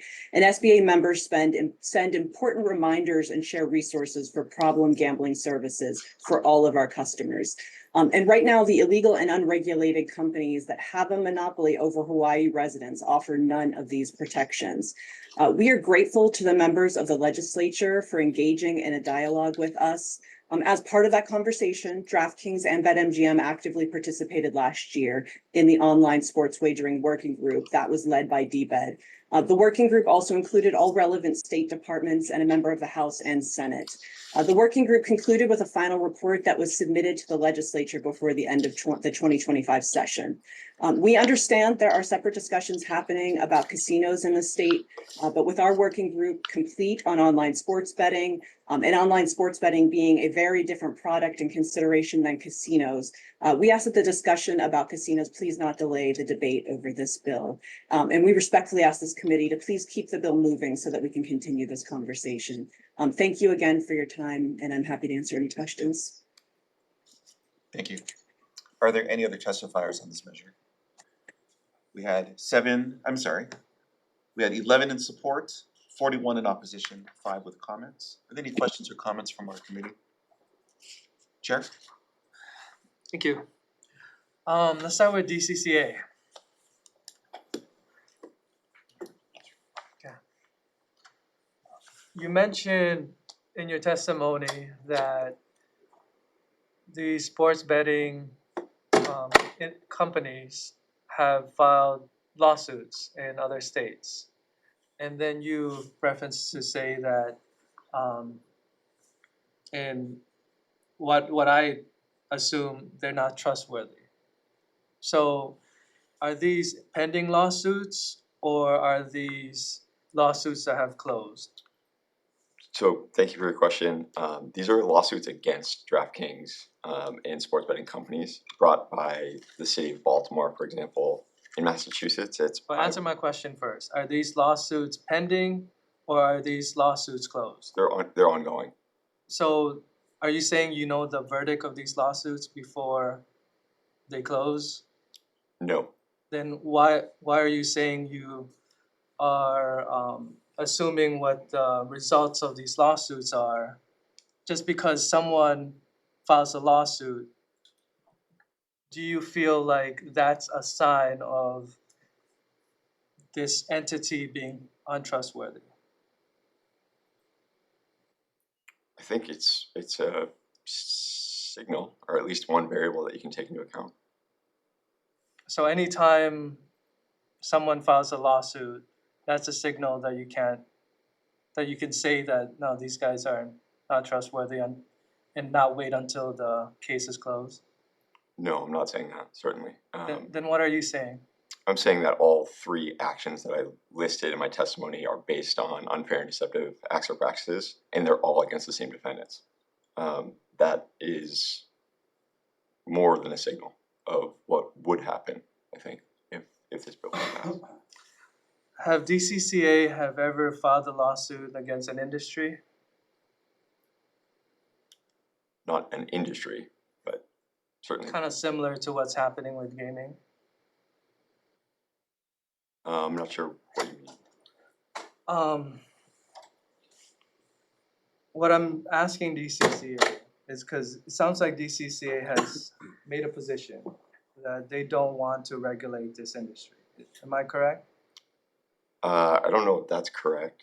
Our testimony is merely just pointing out anecdotes and pointing to civil litigation cases. So maybe come up. Yes. Oh, I'm sorry. What's DCCA's position?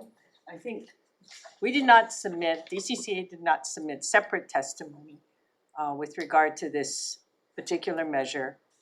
But I'm Nadine Ando, I'm the director.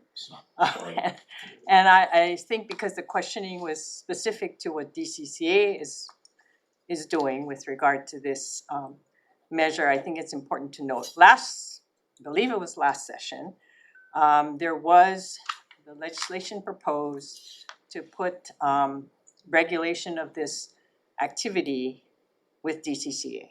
Correct. And in the course of that discussion, DCCA did present testimony in opposition to the bill. And that was my assumption of your position right now.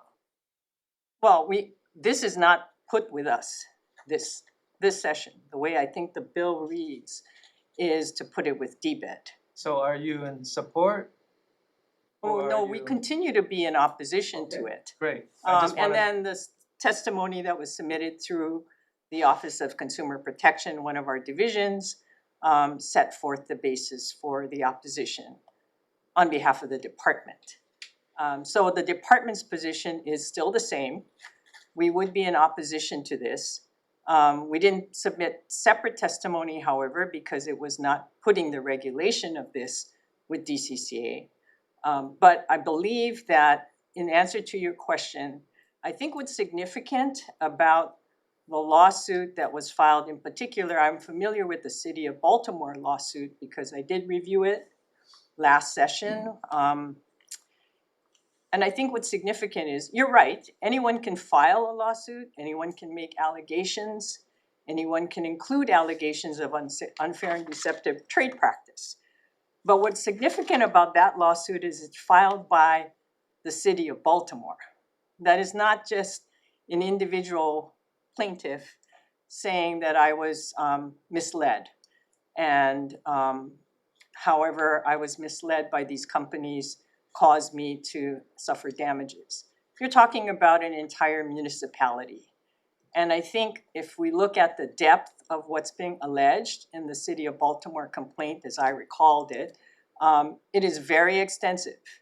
It talks about all kinds of manipulation by use of algorithms to be able to identify, which particular users would be likely to become, addicted.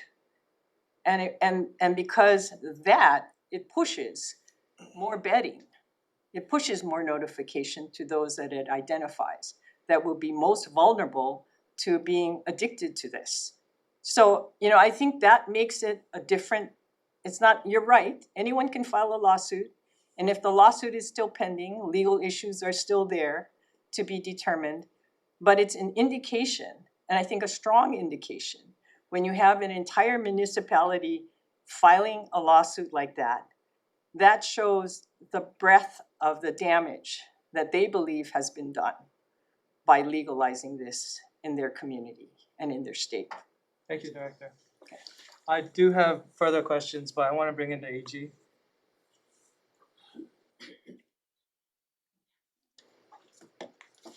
Sorry, Tim. No. Bye. You're doing great.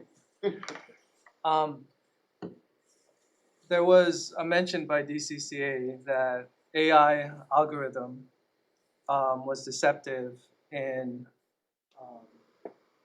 their acts of conducting business.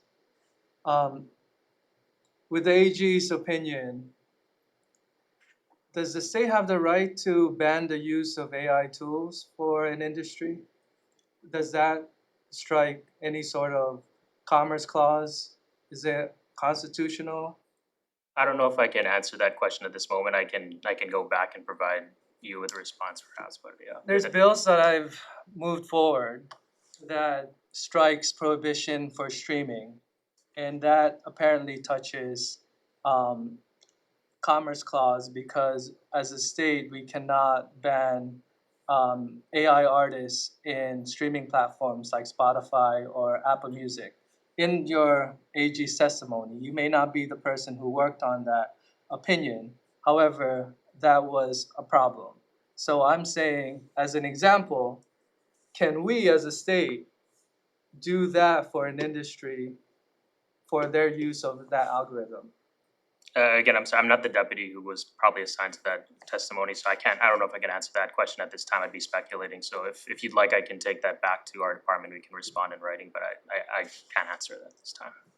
So I'm going to just state that I tried to prohibit AI for an industry, and apparently the AG's has stated that triggers the Commerce Clause. And apparently, right now, you can't make that statement for algorithms for an industry such as gaming. That is correct. Okay, Director, I have a question for you. Separate attorneys, separate opinions. DCCA is made to regulate some of these, not some, I guess some of these industries that we put in statute. If you were to think of an equivalent for gaming, what would be the closest thing that you regulate right now? I think my answer would be, I can't think of any. I mean, and I think that I'm actually here to testify on the next bill, which we did submit testimony on behalf of the department for the reason that, our core mission really doesn't involve anything that would be in the nature of regulating industry, the gambling industry or the gaming industry. I mean, it's just not something that we do. And so honestly, I can't think of any. So this would, right now the bill doesn't have you regulating it, but I was very curious if there was something similar. I think last year probably my testimony was along the same vein when it was had identified DCC as a regulating body in last year's bill. It's just not something that we do. And it would be sort of antithetical, I think, to many of the things that our core mission is directed to do. in terms of consumer protection.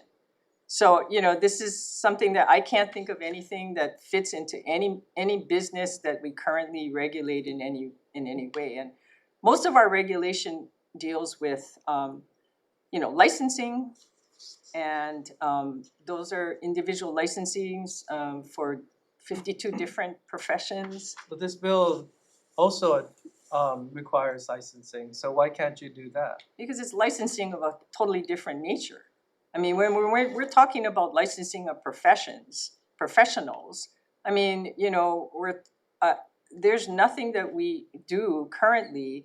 We'd have to develop a whole nother body of workers, of professionals who have specialized knowledge to be able to even begin to figure out how to do this.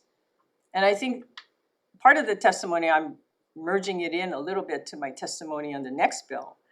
But I mean, it makes more sense to, if you're really to stick it with an existing agency where it's like a square peg in a round hole. I mean, it's not something that I think any of our current agencies do or departments do in terms of regulation. So it makes more sense if you're going to go down any route to look at putting it with establishing a gaming commission. Because this is something very different from anything any of our existing departments currently do. Okay, thank you. DBED? So your department is going to be in charge of regulating gaming. Are you adequately prepared for that? No. What can your department do to be prepared for it? Well, it depends what we've been asked to regulate and how we would stand that up. So I don't have a response clearly right now on that structure.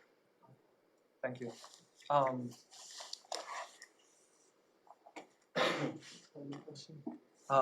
Prosecutor?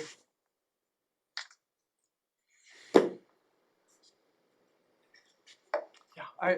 Are you opposed to all gaming? For example, what about charitable lotteries? I'm against everything except social gambling, Except social gambling. which we have now, and people bet a lot of money on it, but there's no house. My concern is that I think in some other states, when you direct the money to go to a specific thing, whether it's education or otherwise, it ends up supplanting it and it doesn't add to it. So, you know, and I really appreciate hearing all the testimony before this, because you're trying to find ways to make money for the state, which you desperately need, and I really appreciate all your folks' efforts. I just hope it's not this. So social gambling is great. People can do that, and that's no problem. I just see the same addiction issues will happen no matter what kind of gambling it is. You'll see poor people stand in line and buy $50 worth of lottery tickets, when the chance of winning a lottery, you're more likely to get hit by lightning than that. Whereas you and I might bet once thinking we'll retire if we win, right? But, you know, it just affects lower income folks more. So, Thank you. thank you. Is the attorney still on Zoom?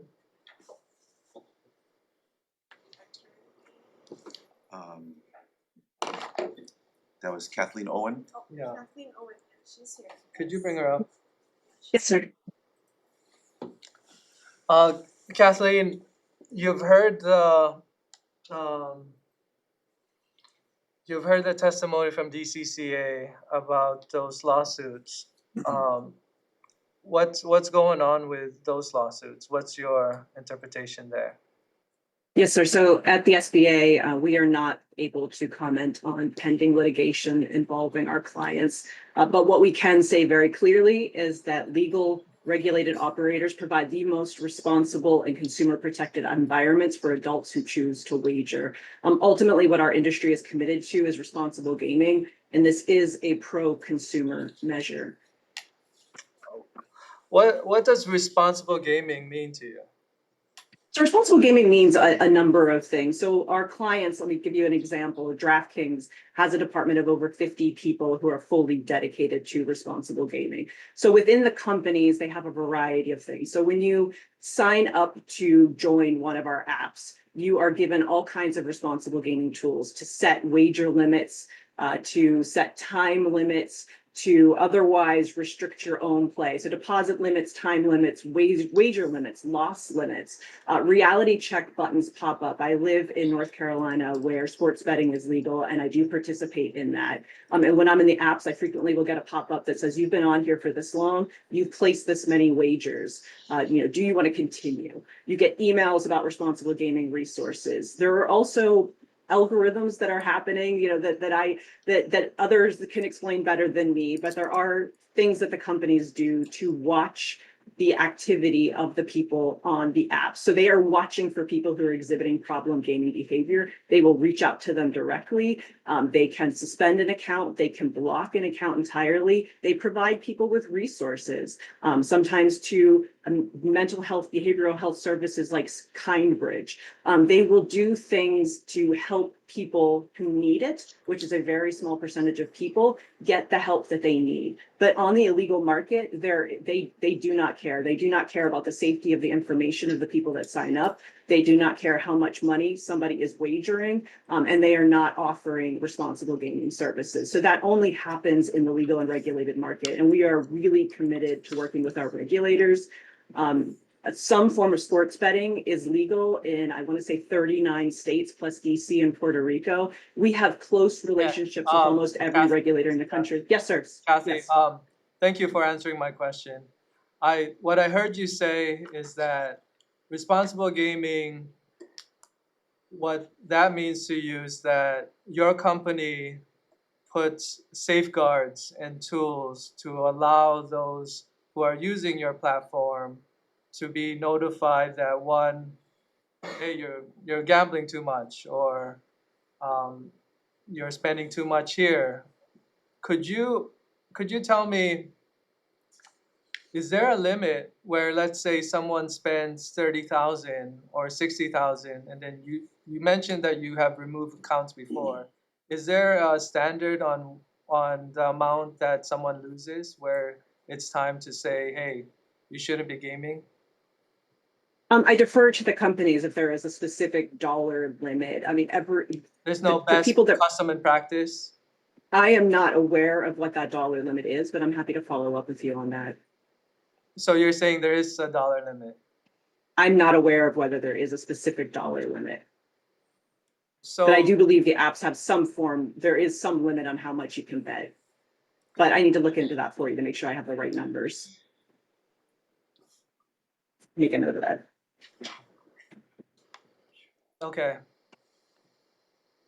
Thank you. Representative Tim? I want to piggyback on your question and ask that, like, how often does any company stop an individual or suspend an account if they're showing signs of problematic addictive gambling? That would be on a case-by-case basis.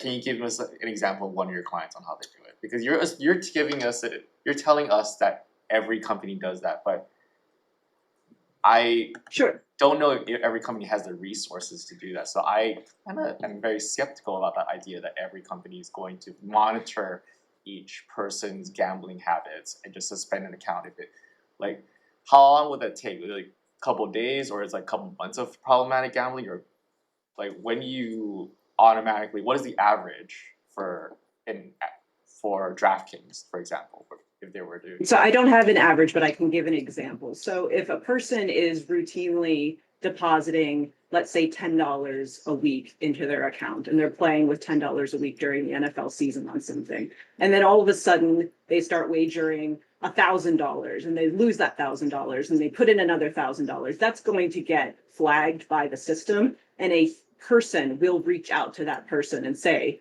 like, hey, is everything okay? Via email, and they will suspend the account if you don't respond. So it's not like they ask the question and the person ignores it and they can keep continuing. So things that are outside of the behavioral norm of a particular customer who is exhibiting behavior that they might be chasing losses, that they might be betting outside of their means, there are systems in place in the companies, and certainly in the companies that, like operators like ours, of the size and resources of companies like we represent in the SBA, that are able to do that. So and they take it very, very seriously. So is it like an individual monitoring? Is it like an algorithm, or is it AI that's monitoring it before it flags it for a real human being to contact an individual? So I would defer to the clients on exactly how the technology works, but it will be technology based behind the scenes, given the volume of customers and wagering that you would have. It would need to have a technological element of it in order to flag that kind of behavior. Okay, no further questions. Joe. Questions for Prosecuting Attorney Al. Seemed like you had wanted to add some comments on that. I'd love to hear your comments. Right, the people that are losing money are their prime customers. They want to encourage them to keep losing money. They'll reach out to them and say, are you having a problem? They'll say no, and they'll carry on. They have VIP hosts who, if Joe had a bad weekend, they'll text you to say, Joe, looks like you had a bad weekend. Here's $300 credit to get started again. It's that when I said the study in Connecticut, for example, 7% of the bettors bet 70% of the money.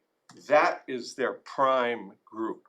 The average person going in there betting $10, that's fine. It has no effect on the bottom line.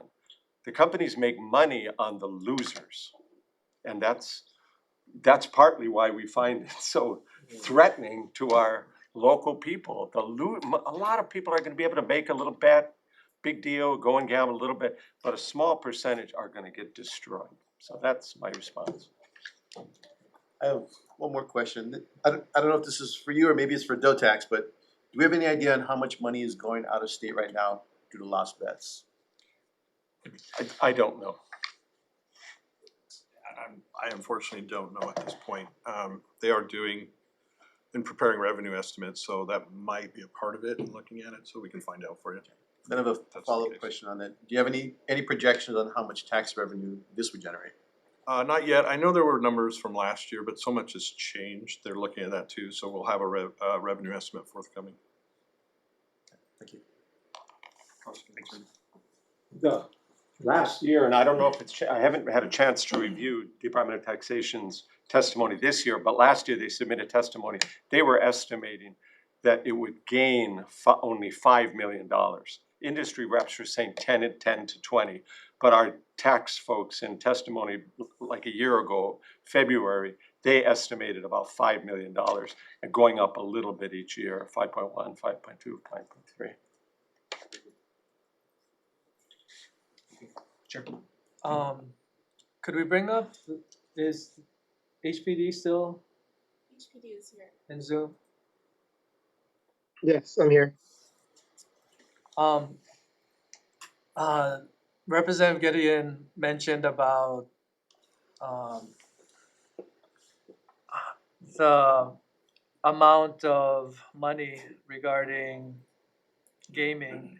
I think in the task force, not you, but DLE mentioned that the cost of illegal gambling was 600 to 800 million. Is that correct here in Hawaii? It's something that number.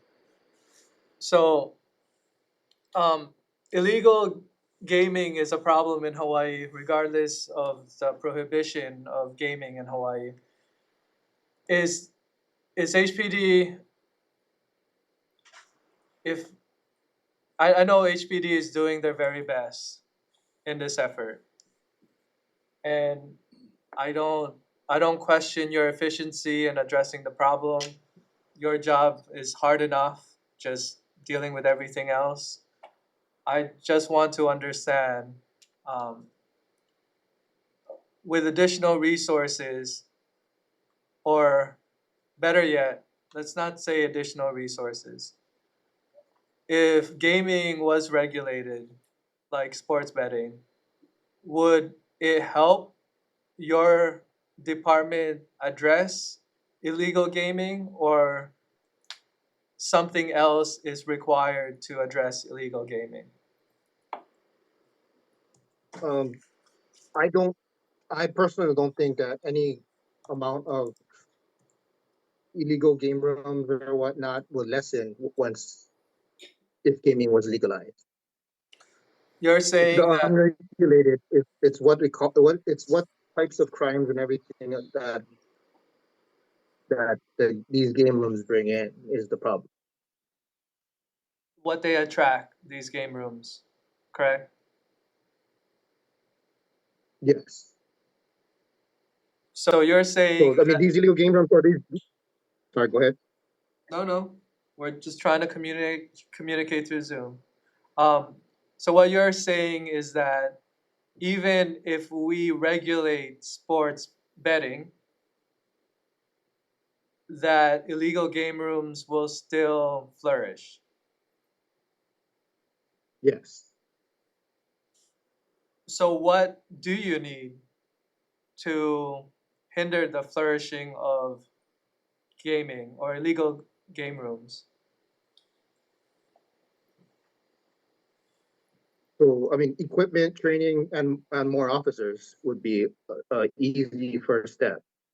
Is there a price tag for those requests? At this time, I don't have that. Maybe in the future, having that would be great. Just to understand how much your department would really need to actually address illegal gaming. May I make a comment? No, sir. I have just one more question for the AG. AG?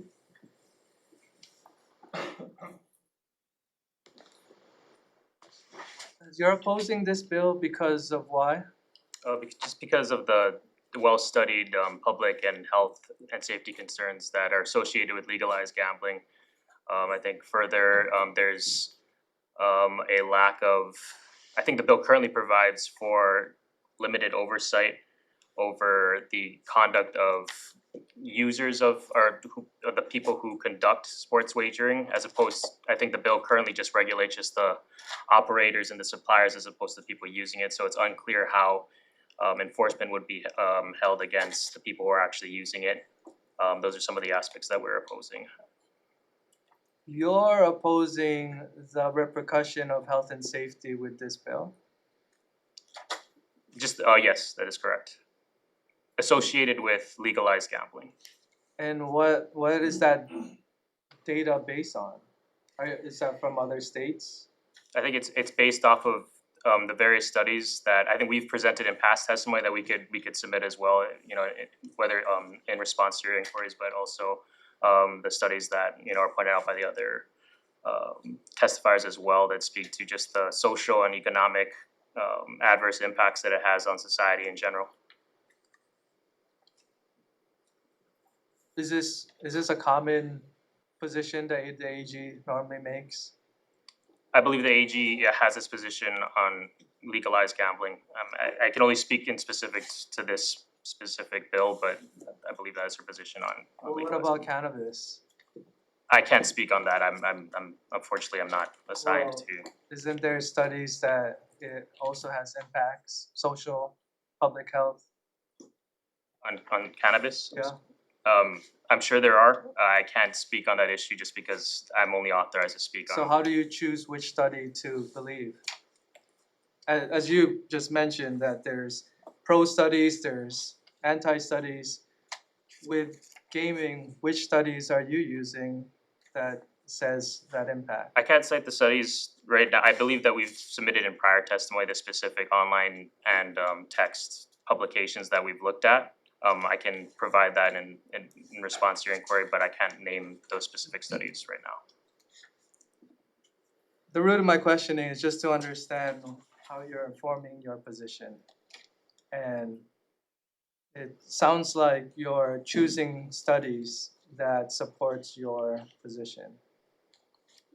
That is correct. I think there are well-established studies that speak to the adverse impacts of legalized gambling, and it's consistent with our position on the potential adverse effects that this bill or measures that legalized gambling may have on our people.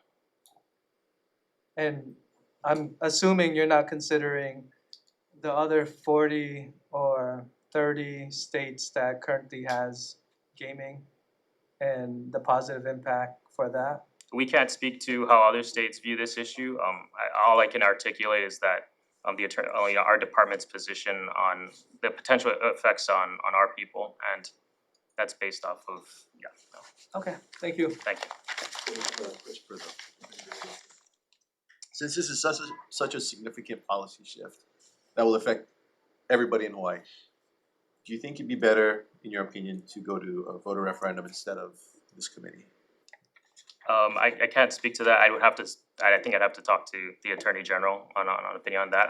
All I know is though, I believe that she strongly opposes any form of illegal gambling, especially that's what's expressed in this measure, and I don't think whatever platform that's brought under, I believe her position would be the same, but if that's something that you'd like me to specifically ask, I can ask and respond. Thank you. Thank you. Any further questions from the committee? Actually, I just got one last one, it's for DOTAC. Currently, the taxing mechanism on this bill is actually something I personally oppose, and I would prefer that a GET tax be applied on all bets. I wanted to ask you, if that were the provision, what would be the revenue amount? Would it be greater than this current bill, or would it be less? So anytime you're betting on a sport wager on your app, Right. you're automatically applied GET on all bets. So if you put a $10 bet, GET. Right now, we have GET on food and medicine. Why is it that bets are not also subject to that tax? But that's not my question. I wanna know if that was applied, would it be a higher amount that we would gain as in the state, or would it be? Yeah, and it's not a question I can answer off the top of my head.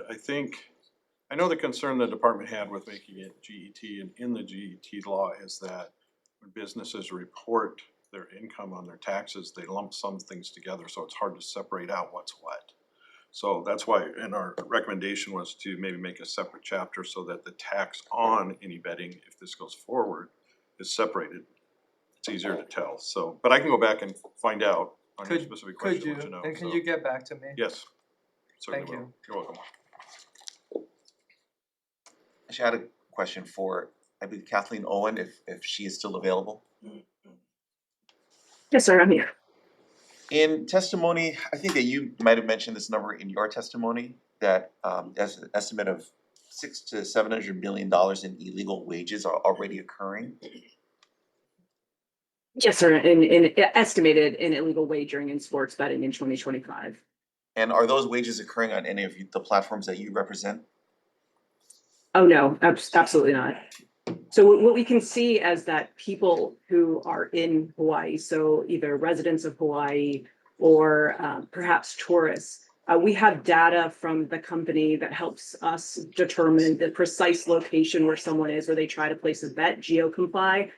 We can see that, for example, in 2025, like I think the number is 460,000 times. So there was like 58,000 unique accounts that were present in Hawaii that tried to access the legal market in other states, and every single one of those attempts was blocked.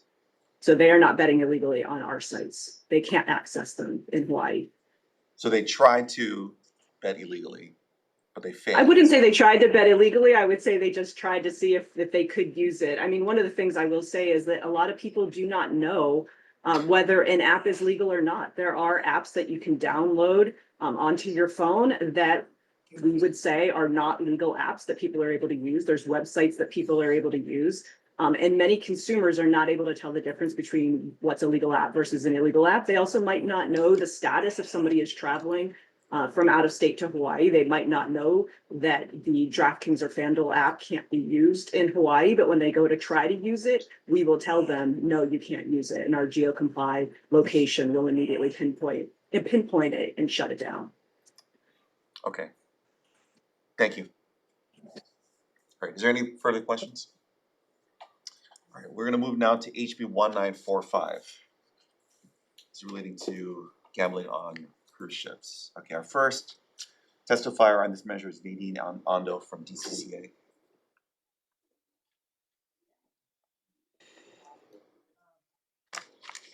Good morning, Chair, Vice Chair, members of the committee. I'm Nadine Nando, Director of DCCA. And we are standing on our written testimony that we submitted in opposition to the bill. I probably touched upon a few of the points that I might have made in this written testimony earlier in response to your other questions on the previous measure. But I am available for further questioning with regard to my position, my department's position. Thank you very much. Department of Taxation? Chair Concur, Department of Taxation will stand on our written testimony providing comments. Thank you. Jordan Ching from the Attorney General's Office.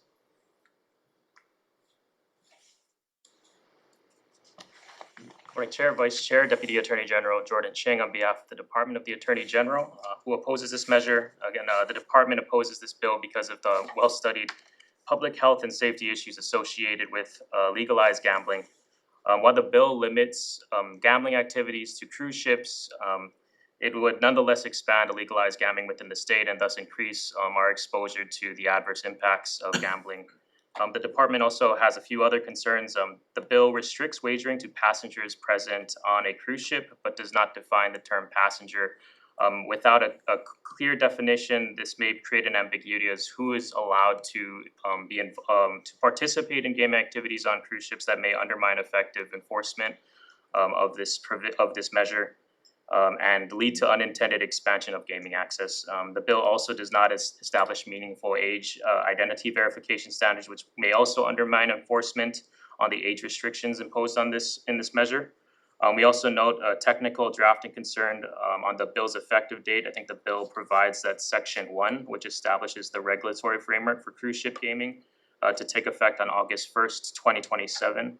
And Sections 2 and 3 would take effect upon approval. I think the department is concerned of the potential ambiguity for allowing the amendment for criminal and cruise ship gaming by amending the criminal statutes prior to a regulatory scheme to be operative, and that may complicate enforcement and public understanding during the interim period. And for the foregoing reasons, the department respectfully opposes this bill and requests that it be deferred. Thank you. Prosecutor Attorney? Good morning, Chair, Vice Chair, members of the committee. Yeah, my concern kind of follows that if you legalize one type of gaming, one type of gambling to cruise ships, it's gonna legalize it in other areas. It'll normalize it. There'll be some money coming in at the front end, but keeping track of all the downsides will be difficult. And again, all of my comments about sports betting and what Les Bernal referred to when he talked about, casinos like in your phone, that is really the scary one, because you can play slot machines. Every 3 seconds, it's hitting the dopamine receptors over and over, and it's the action that gets people involved. So I do worry that whatever the gambling is, it's going to affect the poorest of our citizens. It'll be the losers that are paying most of the taxes, addiction for profit. And I think for the game rooms, there probably is a very small group who go there just to gamble quickly and leave. But most people go to game rooms because it's convenient. They can smoke cigarettes, they can smoke ice. Some game rooms have guns, others have drugs. It's convenient. And I think HPD and our office have been working really hard the last couple of weeks. And DLE Director Lambert, his last count was there were 120 game rooms that have been cut down to 60. So there has been a lot of positive effect. And again, I think when HPD talks about they need more people, that's true. And they're getting more people. Really good news. The classes at HPD Academy are getting bigger and fewer people are retiring. So there really is good news on that front. We have a very smart deputy assigned full-time to work with HPD on game rooms, and we'll keep up all of those efforts. So for those reasons, I would urge you not to move forward with this bill. Thank you. Thank you. Eva Andrade from the Hawaii Family Forum.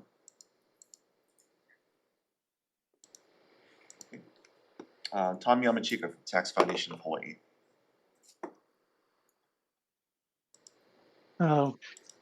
Morning, Chair, Vice Chair, members of the committee. Tom Yamachika from Tax Foundation.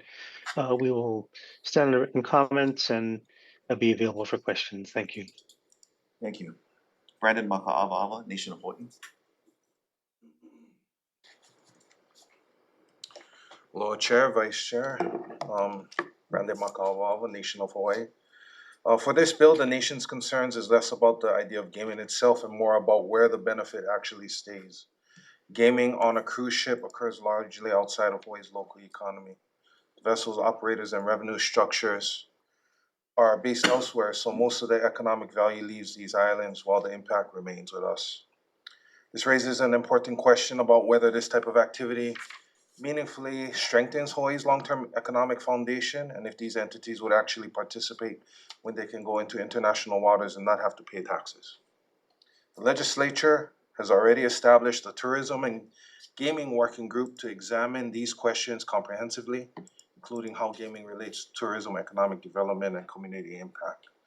From our perspective, proposals like this are best considered within that broader discussion rather than in isolation, as a lot of the questions cannot be answered right now. I think we need a little bit more talking about them. Allowing that process to continue that was granted through your actions last year gives policymakers the opportunity to understand how or if this type of activity fits within Hawaii's long-term approach and whether it aligns with responsibility to the people and care for this aina. We are opposed to this bill. Mahalo. Thank you. Les Bernal, Stop Predatory Gambling on Zoom. Hello again, Les Burnell, National Director for Stop Predatory Gambling. We submitted written testimony in strong opposition to this bill, 1945. But Mike, I'm going to just talk briefly. There's some questions that went unanswered on that last bill and relate to this issue, to this specific proposal. I'm sorry, if you could confine your comments to this measure, that would be appreciated. Of course. So the question is, how is the gambling industry, whether it's casinos or other forms of commercialized gambling, different than any other industry? The director of DCCA, said, what else should they regulate that is similar to this? The issue is there's nothing remotely similar to this, because the reason why commercialized gambling is illegal in Hawaii, even though it's highly addictive, that's not why it's illegal. It's illegal because it's a con. It's a form of consumer financial fraud in the family of price gouging and false advertising. There's an adversarial relationship between the gambling operator and its customer, all right? And so gambling is a financial exchange. They wrap it up as something else, but commercialized gambling is a financial exchange that's mathematically stacked against you. That's what the house always wins means. We all joke at it. It's kind of cliche now, house always wins, and we chuckle. What that means is the longer you participate in it, it's a mathematical certainty that you're going to get beat. So that's the distinction. You don't allow price gouging in Hawaii. You don't allow other forms of consumer financial fraud like false advertising. Those are all illegal in your state. The issue was responsible gambling, which we touch on in our testimony. The phrase responsible gambling is a sham.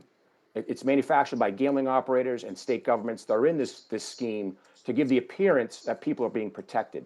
The $1 million question that you want to ask any gambling lobbyist is, how much of your profits that you make in the gambling industry come from citizens who practice so-called responsible gambling behavior?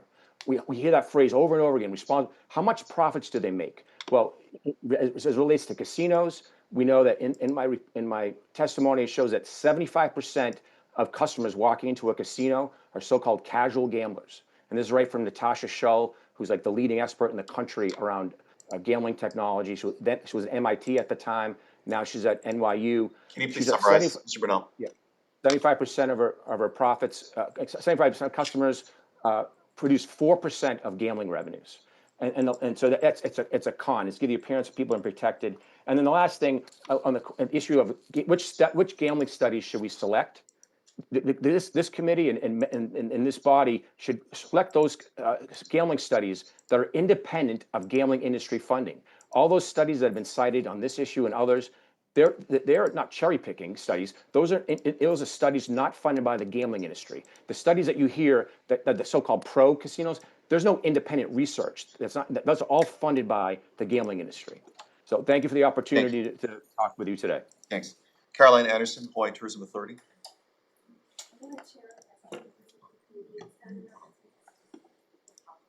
Thank you very much. And just to summarize, your testimony was that we should wait for the results of the working group. Okay, thank you. Marcus Oshiro. Thank you very much, Vice Chair, Presiding Chair. I'll make my remarks very brief, just to highlight some of the points I made in my written testimony submitted. Number one, this bill basically creates a floating casino. Number two, the bill would harm local residents besides travelers. Number three, they're probably one of the least regulated casinos anywhere. And the bill, interestingly enough, would allow the cruise lines to set their own standards of minimum wagers, extend credit to gamblers, and allow gambling, perhaps, for local residents. There's no independent oversight of game fairness, surveillance, and internal controls. And it provides no mechanism for problem gambling intervention or exclusion. Number four, the proposed 20% wagering tax does not offset the social costs. And take a good look, Chair, members, at the description of adjusted gross receipts, maybe with DOTAX. That's a term of art that will advantage this particular industry. Number five, again, adjusted gross receipts, it's a big major loophole. In other jurisdictions, casinos routinely shrink their taxable base through promotional credits, free play coupons, player reinvestment, accounting deduction, internal transfer pricing. All the things to induce, attract, retain players. Number six, all harbors and nearshore waters should not become gambling zones. We have enterprise zones. Let's not create gambling zones. Unnecessary. Number seven, cruise ships, casinos divert visitor dollars away from local businesses. Go and talk to your colleagues on Kauai, Hawaii Island, Kona, Hilo, Lahaina, where these current cruise ships go to port and land and disembark people to feed the mom and pops, the local businesses. Ask them what they think about this idea. And number eight, there are serious questions regarding the backdoor expansion to land-based gambling. There's piers, there's wharf, there's fast lands. You guys really have the AG dig into this, and maritime law attorneys, because that's what you're getting involved in here.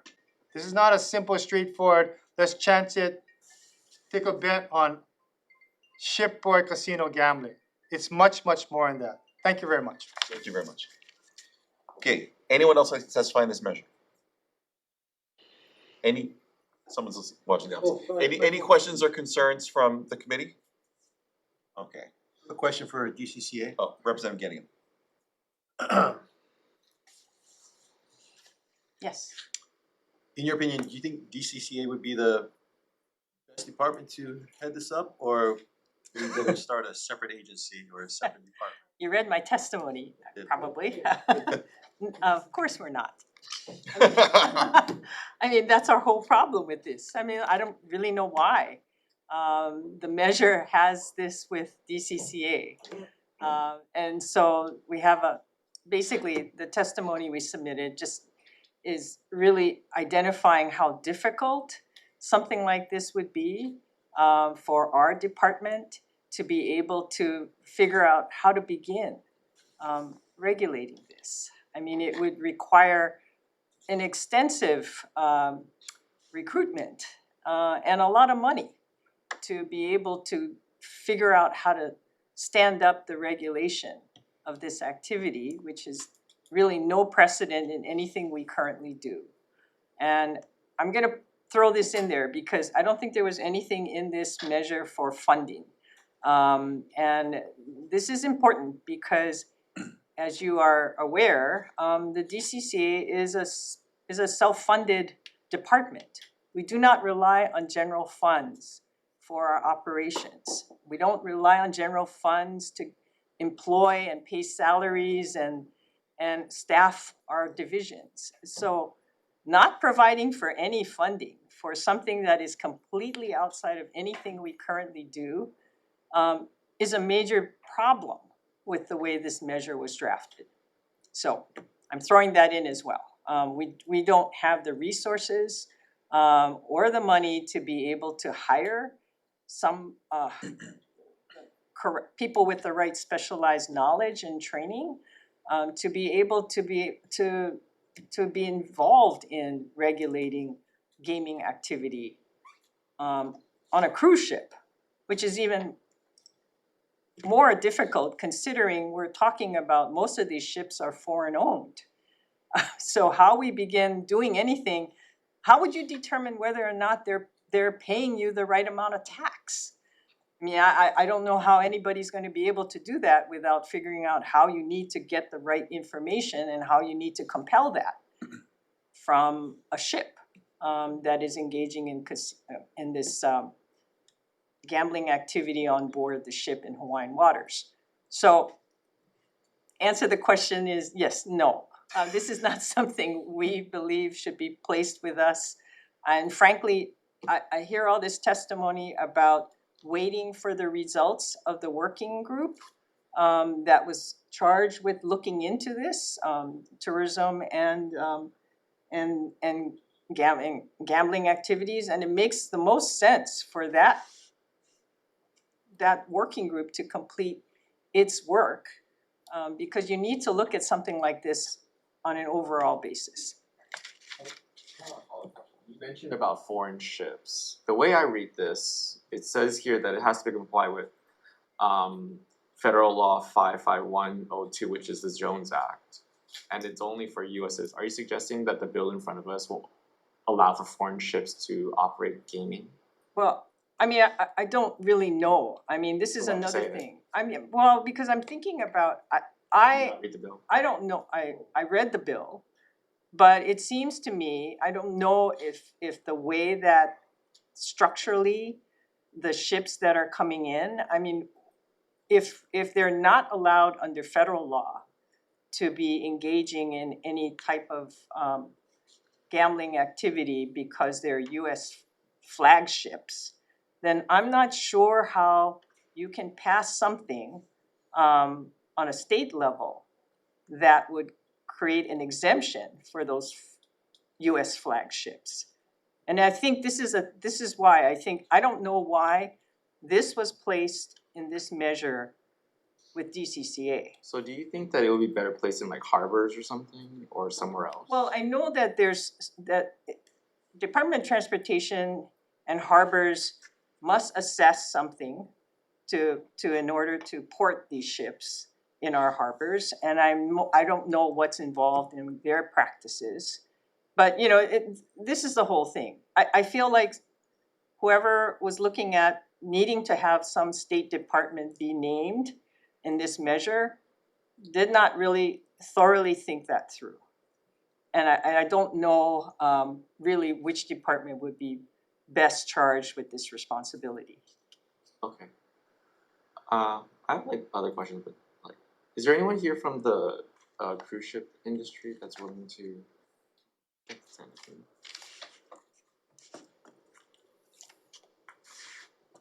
Hello, Chair, members of the committee. Yes.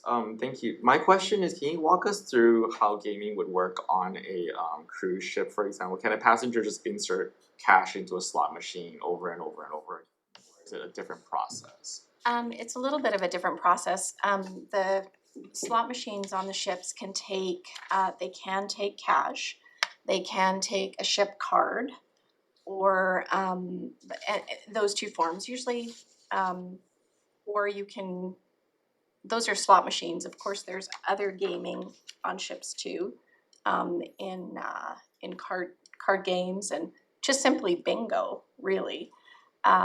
So yeah, it goes cash or it goes on your account, which is tied to your credit card. We carefully monitor those that are gaming and how much they're wagering on the ship. And we can cut them off.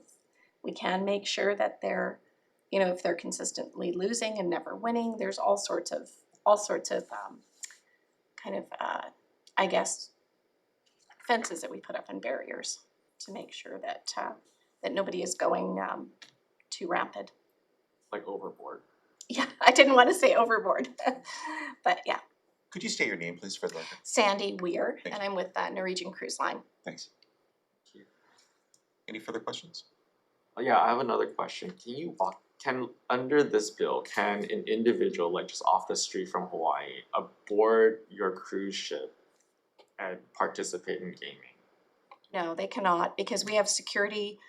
First of all, we have security that the harbors have.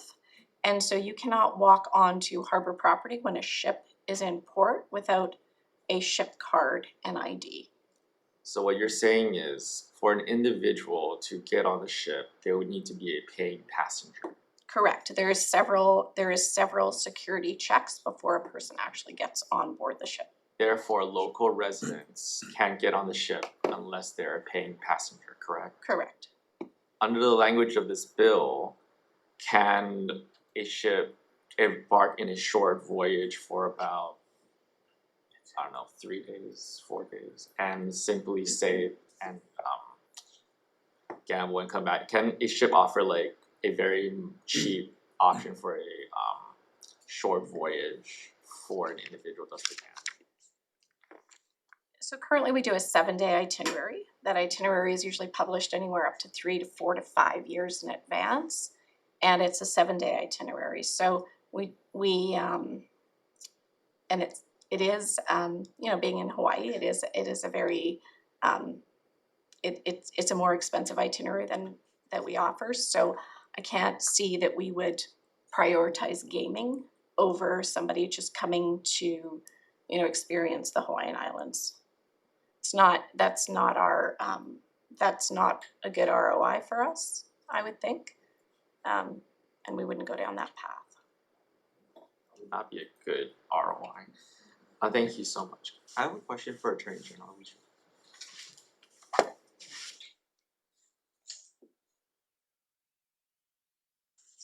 Thank you so much. I understand that there isn't a definition for a passenger. Is the Attorney General's concern that crew members would be able to gamble, or is that the concern that non-paying Hawaii residents would be able to go on a ship and engage in activity? Or just that there's no clear definition?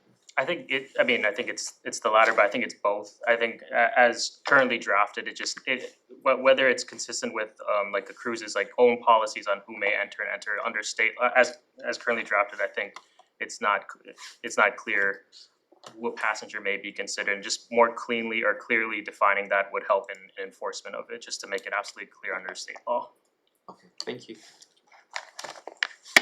Okay, thank you. Let's move on now to HB 1458, our last measure for the day. Let's begin, please, with testimony from Matt Pierce, Director of Policy for Rebuild Local News on Zoom.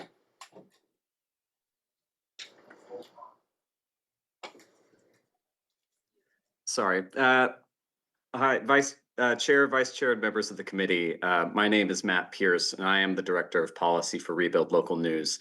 We're the leading nonpartisan nonprofit coalition developing and advancing effective public policies to strengthen local news and information across the United States. We stand on our written testimony in support of HB 1458 and its aim to provide a stable source of funding for community news programs in Hawaii in the years to come. I'm on Zoom, so I can't see if there are any journalists in the room covering all the important subjects you were considering in this hearing today, but I can tell you there needs to be more of them.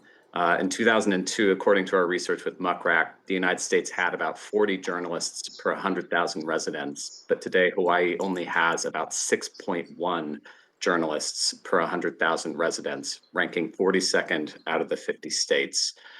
Across the U.S. in recent years, lawmakers have considered or enacted a broad range of public policies to rebuild local news, including refundable journalist employment tax credits, grant programs, journalist fellowships, subsidies for small business advertising and community news outlets, other policies that would support local news production. I wrote about some of these in our letter. Public policies can be designed to support the diverse business models and mediums now in use to produce community news with safeguards against violations of our First Amendment freedoms. Hawaii's communities will benefit from a similar effort, and we commend Representative Huffsey for this bill. Thank you. Thank you. Okay. Free press action, Alex Franson on Zoom. Yes, thank you to the chair, vice chair, and members of the committee. My name is Alex Franzen. I'm the Journalism Advocacy Director at Free Press Action.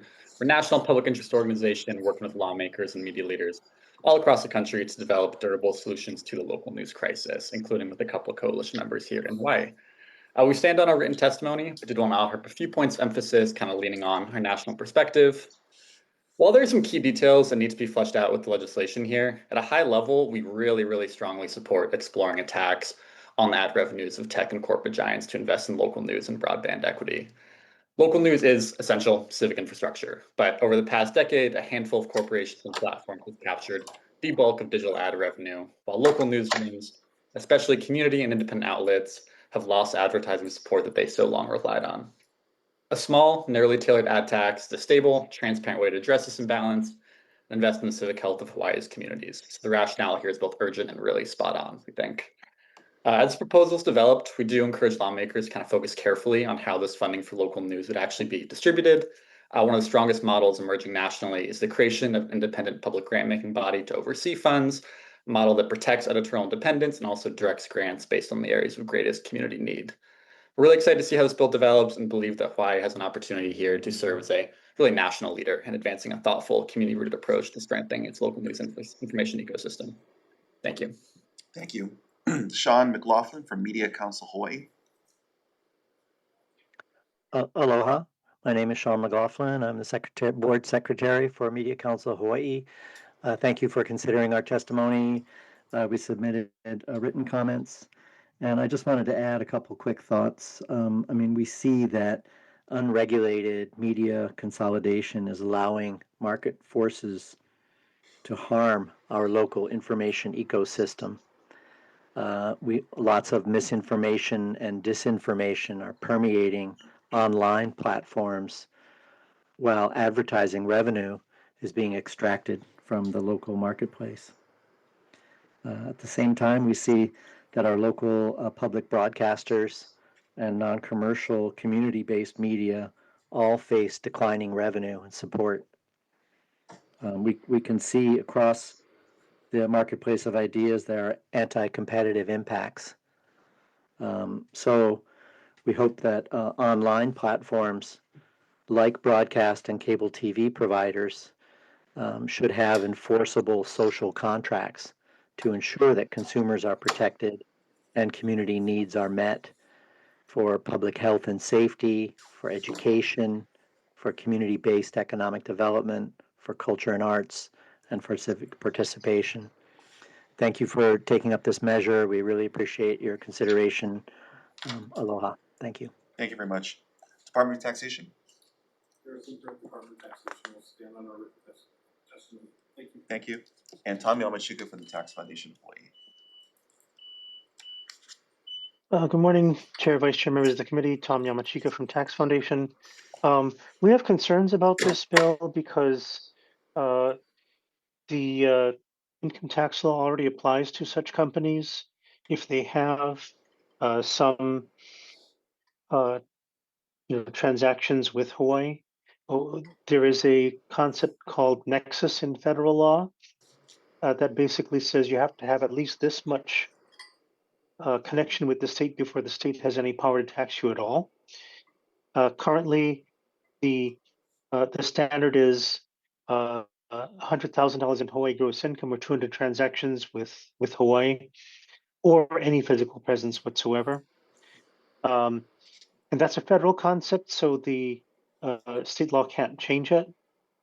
We also have the concept of apportionment, which means that if a company has income sources in several states or several jurisdictions, then the law provides for a methodology of figuring out which state gets to tax how much or how much Hawaii gets out of the total pie.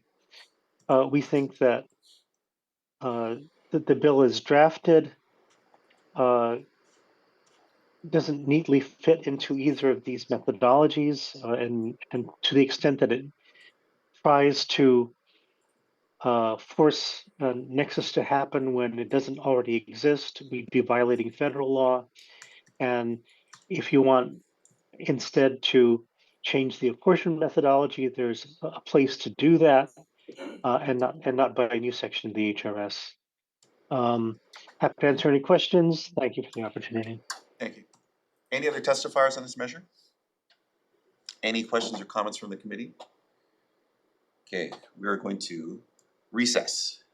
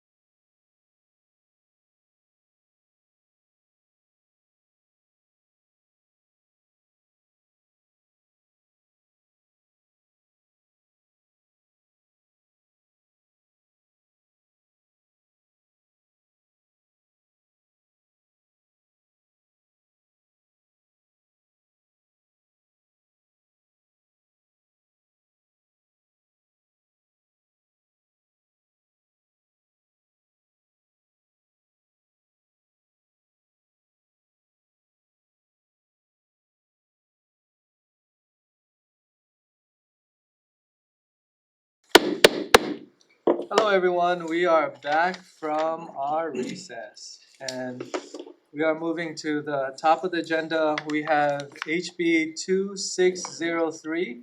This bill gives DBED a tool to move permit applications faster, helping families, small business, and projects avoid costly delays. The chair recommends adding language to authorize the Department of Transportation to select projects eligible for a facilitated application process similar to FAST-41 to accelerate large-scale infrastructure projects needed for economic development. For public understanding, FAST-41 is a legislatively established process that improves federal agency coordination and timeliness of environmental reviews for infrastructure projects. It addresses real challenges by providing transparency, predictability, and accountability in the federal permitting process. The ECD committee also believes that DBED may provide more hands-on permitting support for infrastructure projects and improve efficiency through clearer timelines and better coordination across state agencies. The chair recommends striking the appropriation and full-time equivalent positions, as this program requires intensive staffing and operating funds to launch and may not receive the funding needed this year. This bill will serve as the vehicle to fix the policy currently in HRS, because even though it is in statute, DBED has not actively promoted or operated the program. So really, it's creating the policy framework without the fiscal appropriations to follow. Defect effective date to year 3000, technical amendments for purpose of clarity, consistency, and style. Any questions, members? With no questions, Vice Chair, please take the vote. Voting on HB 2603, recommendation is to pass the bill with amendments. Chair and Vice Chair vote aye. Any votes, Representative Holt? Aye. Thank you. Representative Tam? Aye. Representative Templo? Aye. Representative Yamashita? Aye. Representative Gedeon? Aye. Thank you very much. Chair, the recommendation is adopted. Moving on to HB 2140, this bill helps counties fix permit delays by launching a pilot program that strengthens hiring, retention, and performance for key permitting staff. Chair recommends to defect effective date to year 3000 and technical amendment for purpose of clarity, consistency, and style. Members, any questions? No questions, Vice Chair, please take the vote. Recommendation is to pass HB 2140 with amendments. Chair and Vice, any votes in opposition? Any votes with reservation? Chair, the recommendation is adopted. Thank you, Vice Chair. With HB 2598, I will table that after HB 1607. Chair plans to DM these procurement bills together. HB 1607, HB 2598, and HB 1772. Moving on to HB 2141. This bill expands enterprise zones access to drive more innovation and job growth. Chair recommends to repeal all new amendments made in this bill except for research and development of aerospace technology. And second, the information technology design and production services. Also to add under eligible business activity for Hawaii Food and Product Innovation Network, and which means an entity engaged in research, development, testing, production, or commercialization for proprietary or novel food products, including food processing technologies, value-added food products derived from local agricultural crops, and food science and nutrition research with commercial applications, provided that the entity's primary business activity involves such research, development, production, or commercialization. Chair recommends to also add medical and healthcare services under eligible business activity, as well as to redefine it to mean research, development, testing, manufacturing, or commercialization activities in biotechnology, pharmaceuticals, pharmacology, medical devices, digital health, and health information technology, clinical and translational research services, and diagnostic laboratory services. The term does not include routine clinical care, primary care physician services, urgent care operations, or other healthcare delivery services that do not involve the research, development, testing, and commercialization of new products, technologies, or processes. Chair recommends to add language under section 209E-4 that enables DBED to declare to up to 2 areas with no criteria requirement to be enterprise zones separate from the county's ability to recommend 6 areas for a period of 20 years pending the governor's approval. Defect effective date to year 3000. Technical amendments for the purpose of clarity, consistency, and style. Any questions? No questions. Vice Chair, please take the vote. Voting on HB 2411, recommendations to pass the bill with amendments. Any votes in opposition? Any reservations?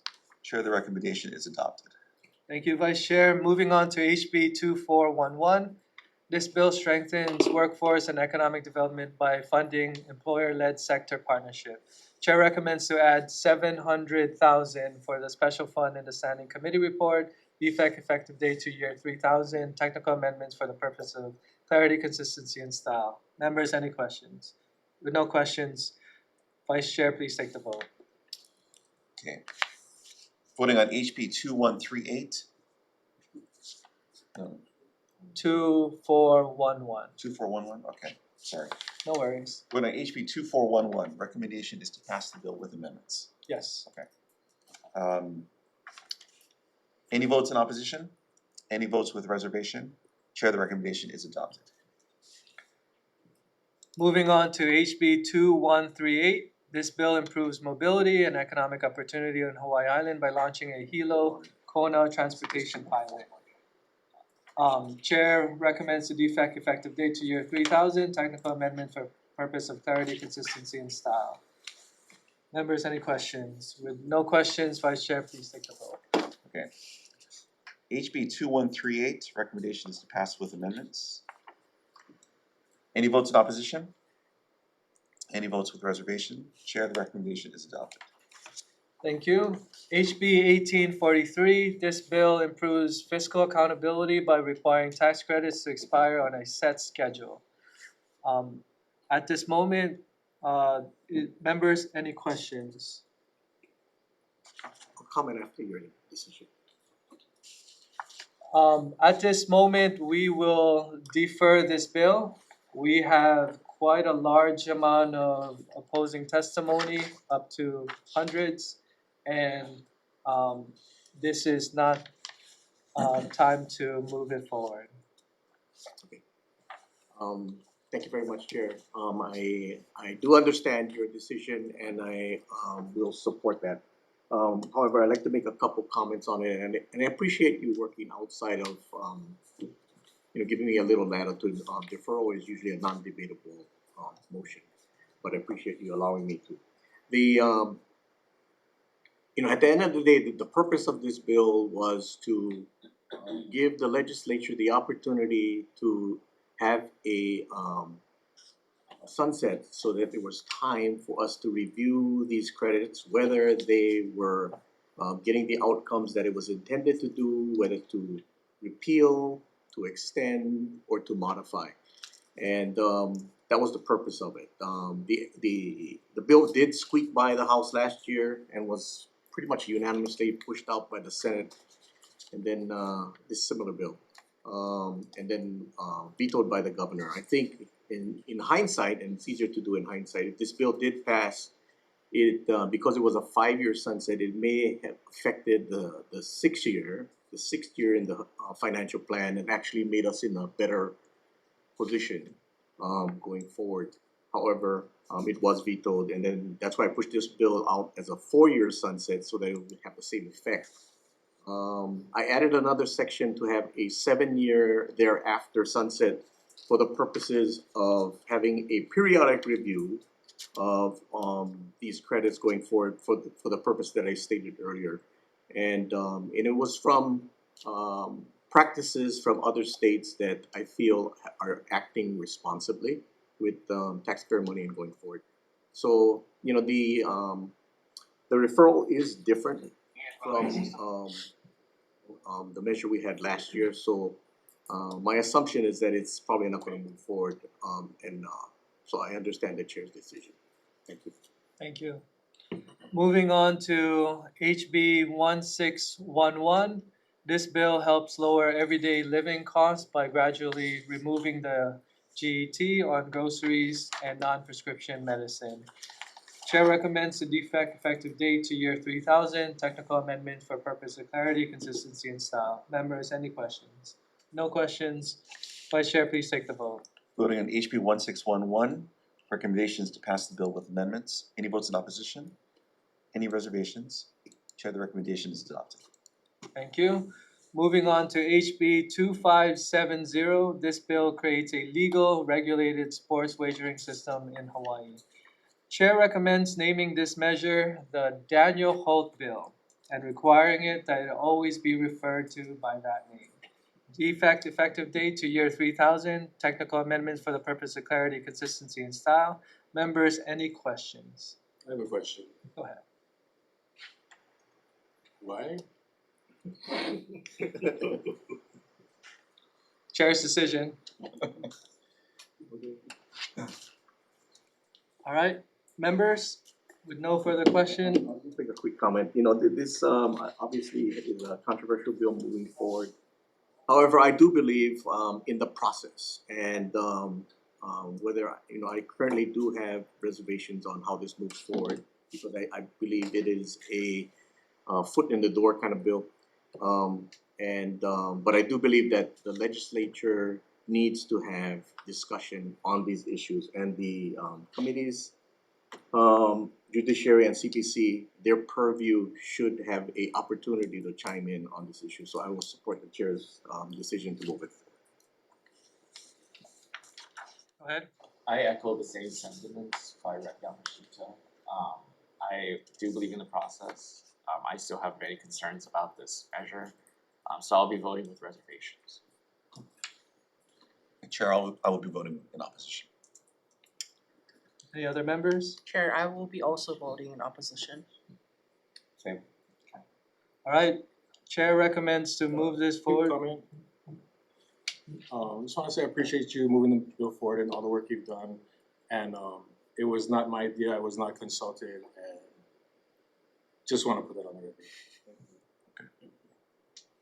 All right, members, with no further question, Vice Chair, please take the vote. So Chair, I just want to confirm, so the recommendation is to pass with amendments, is that right? Correct. Okay. Let's do this the old fashioned way.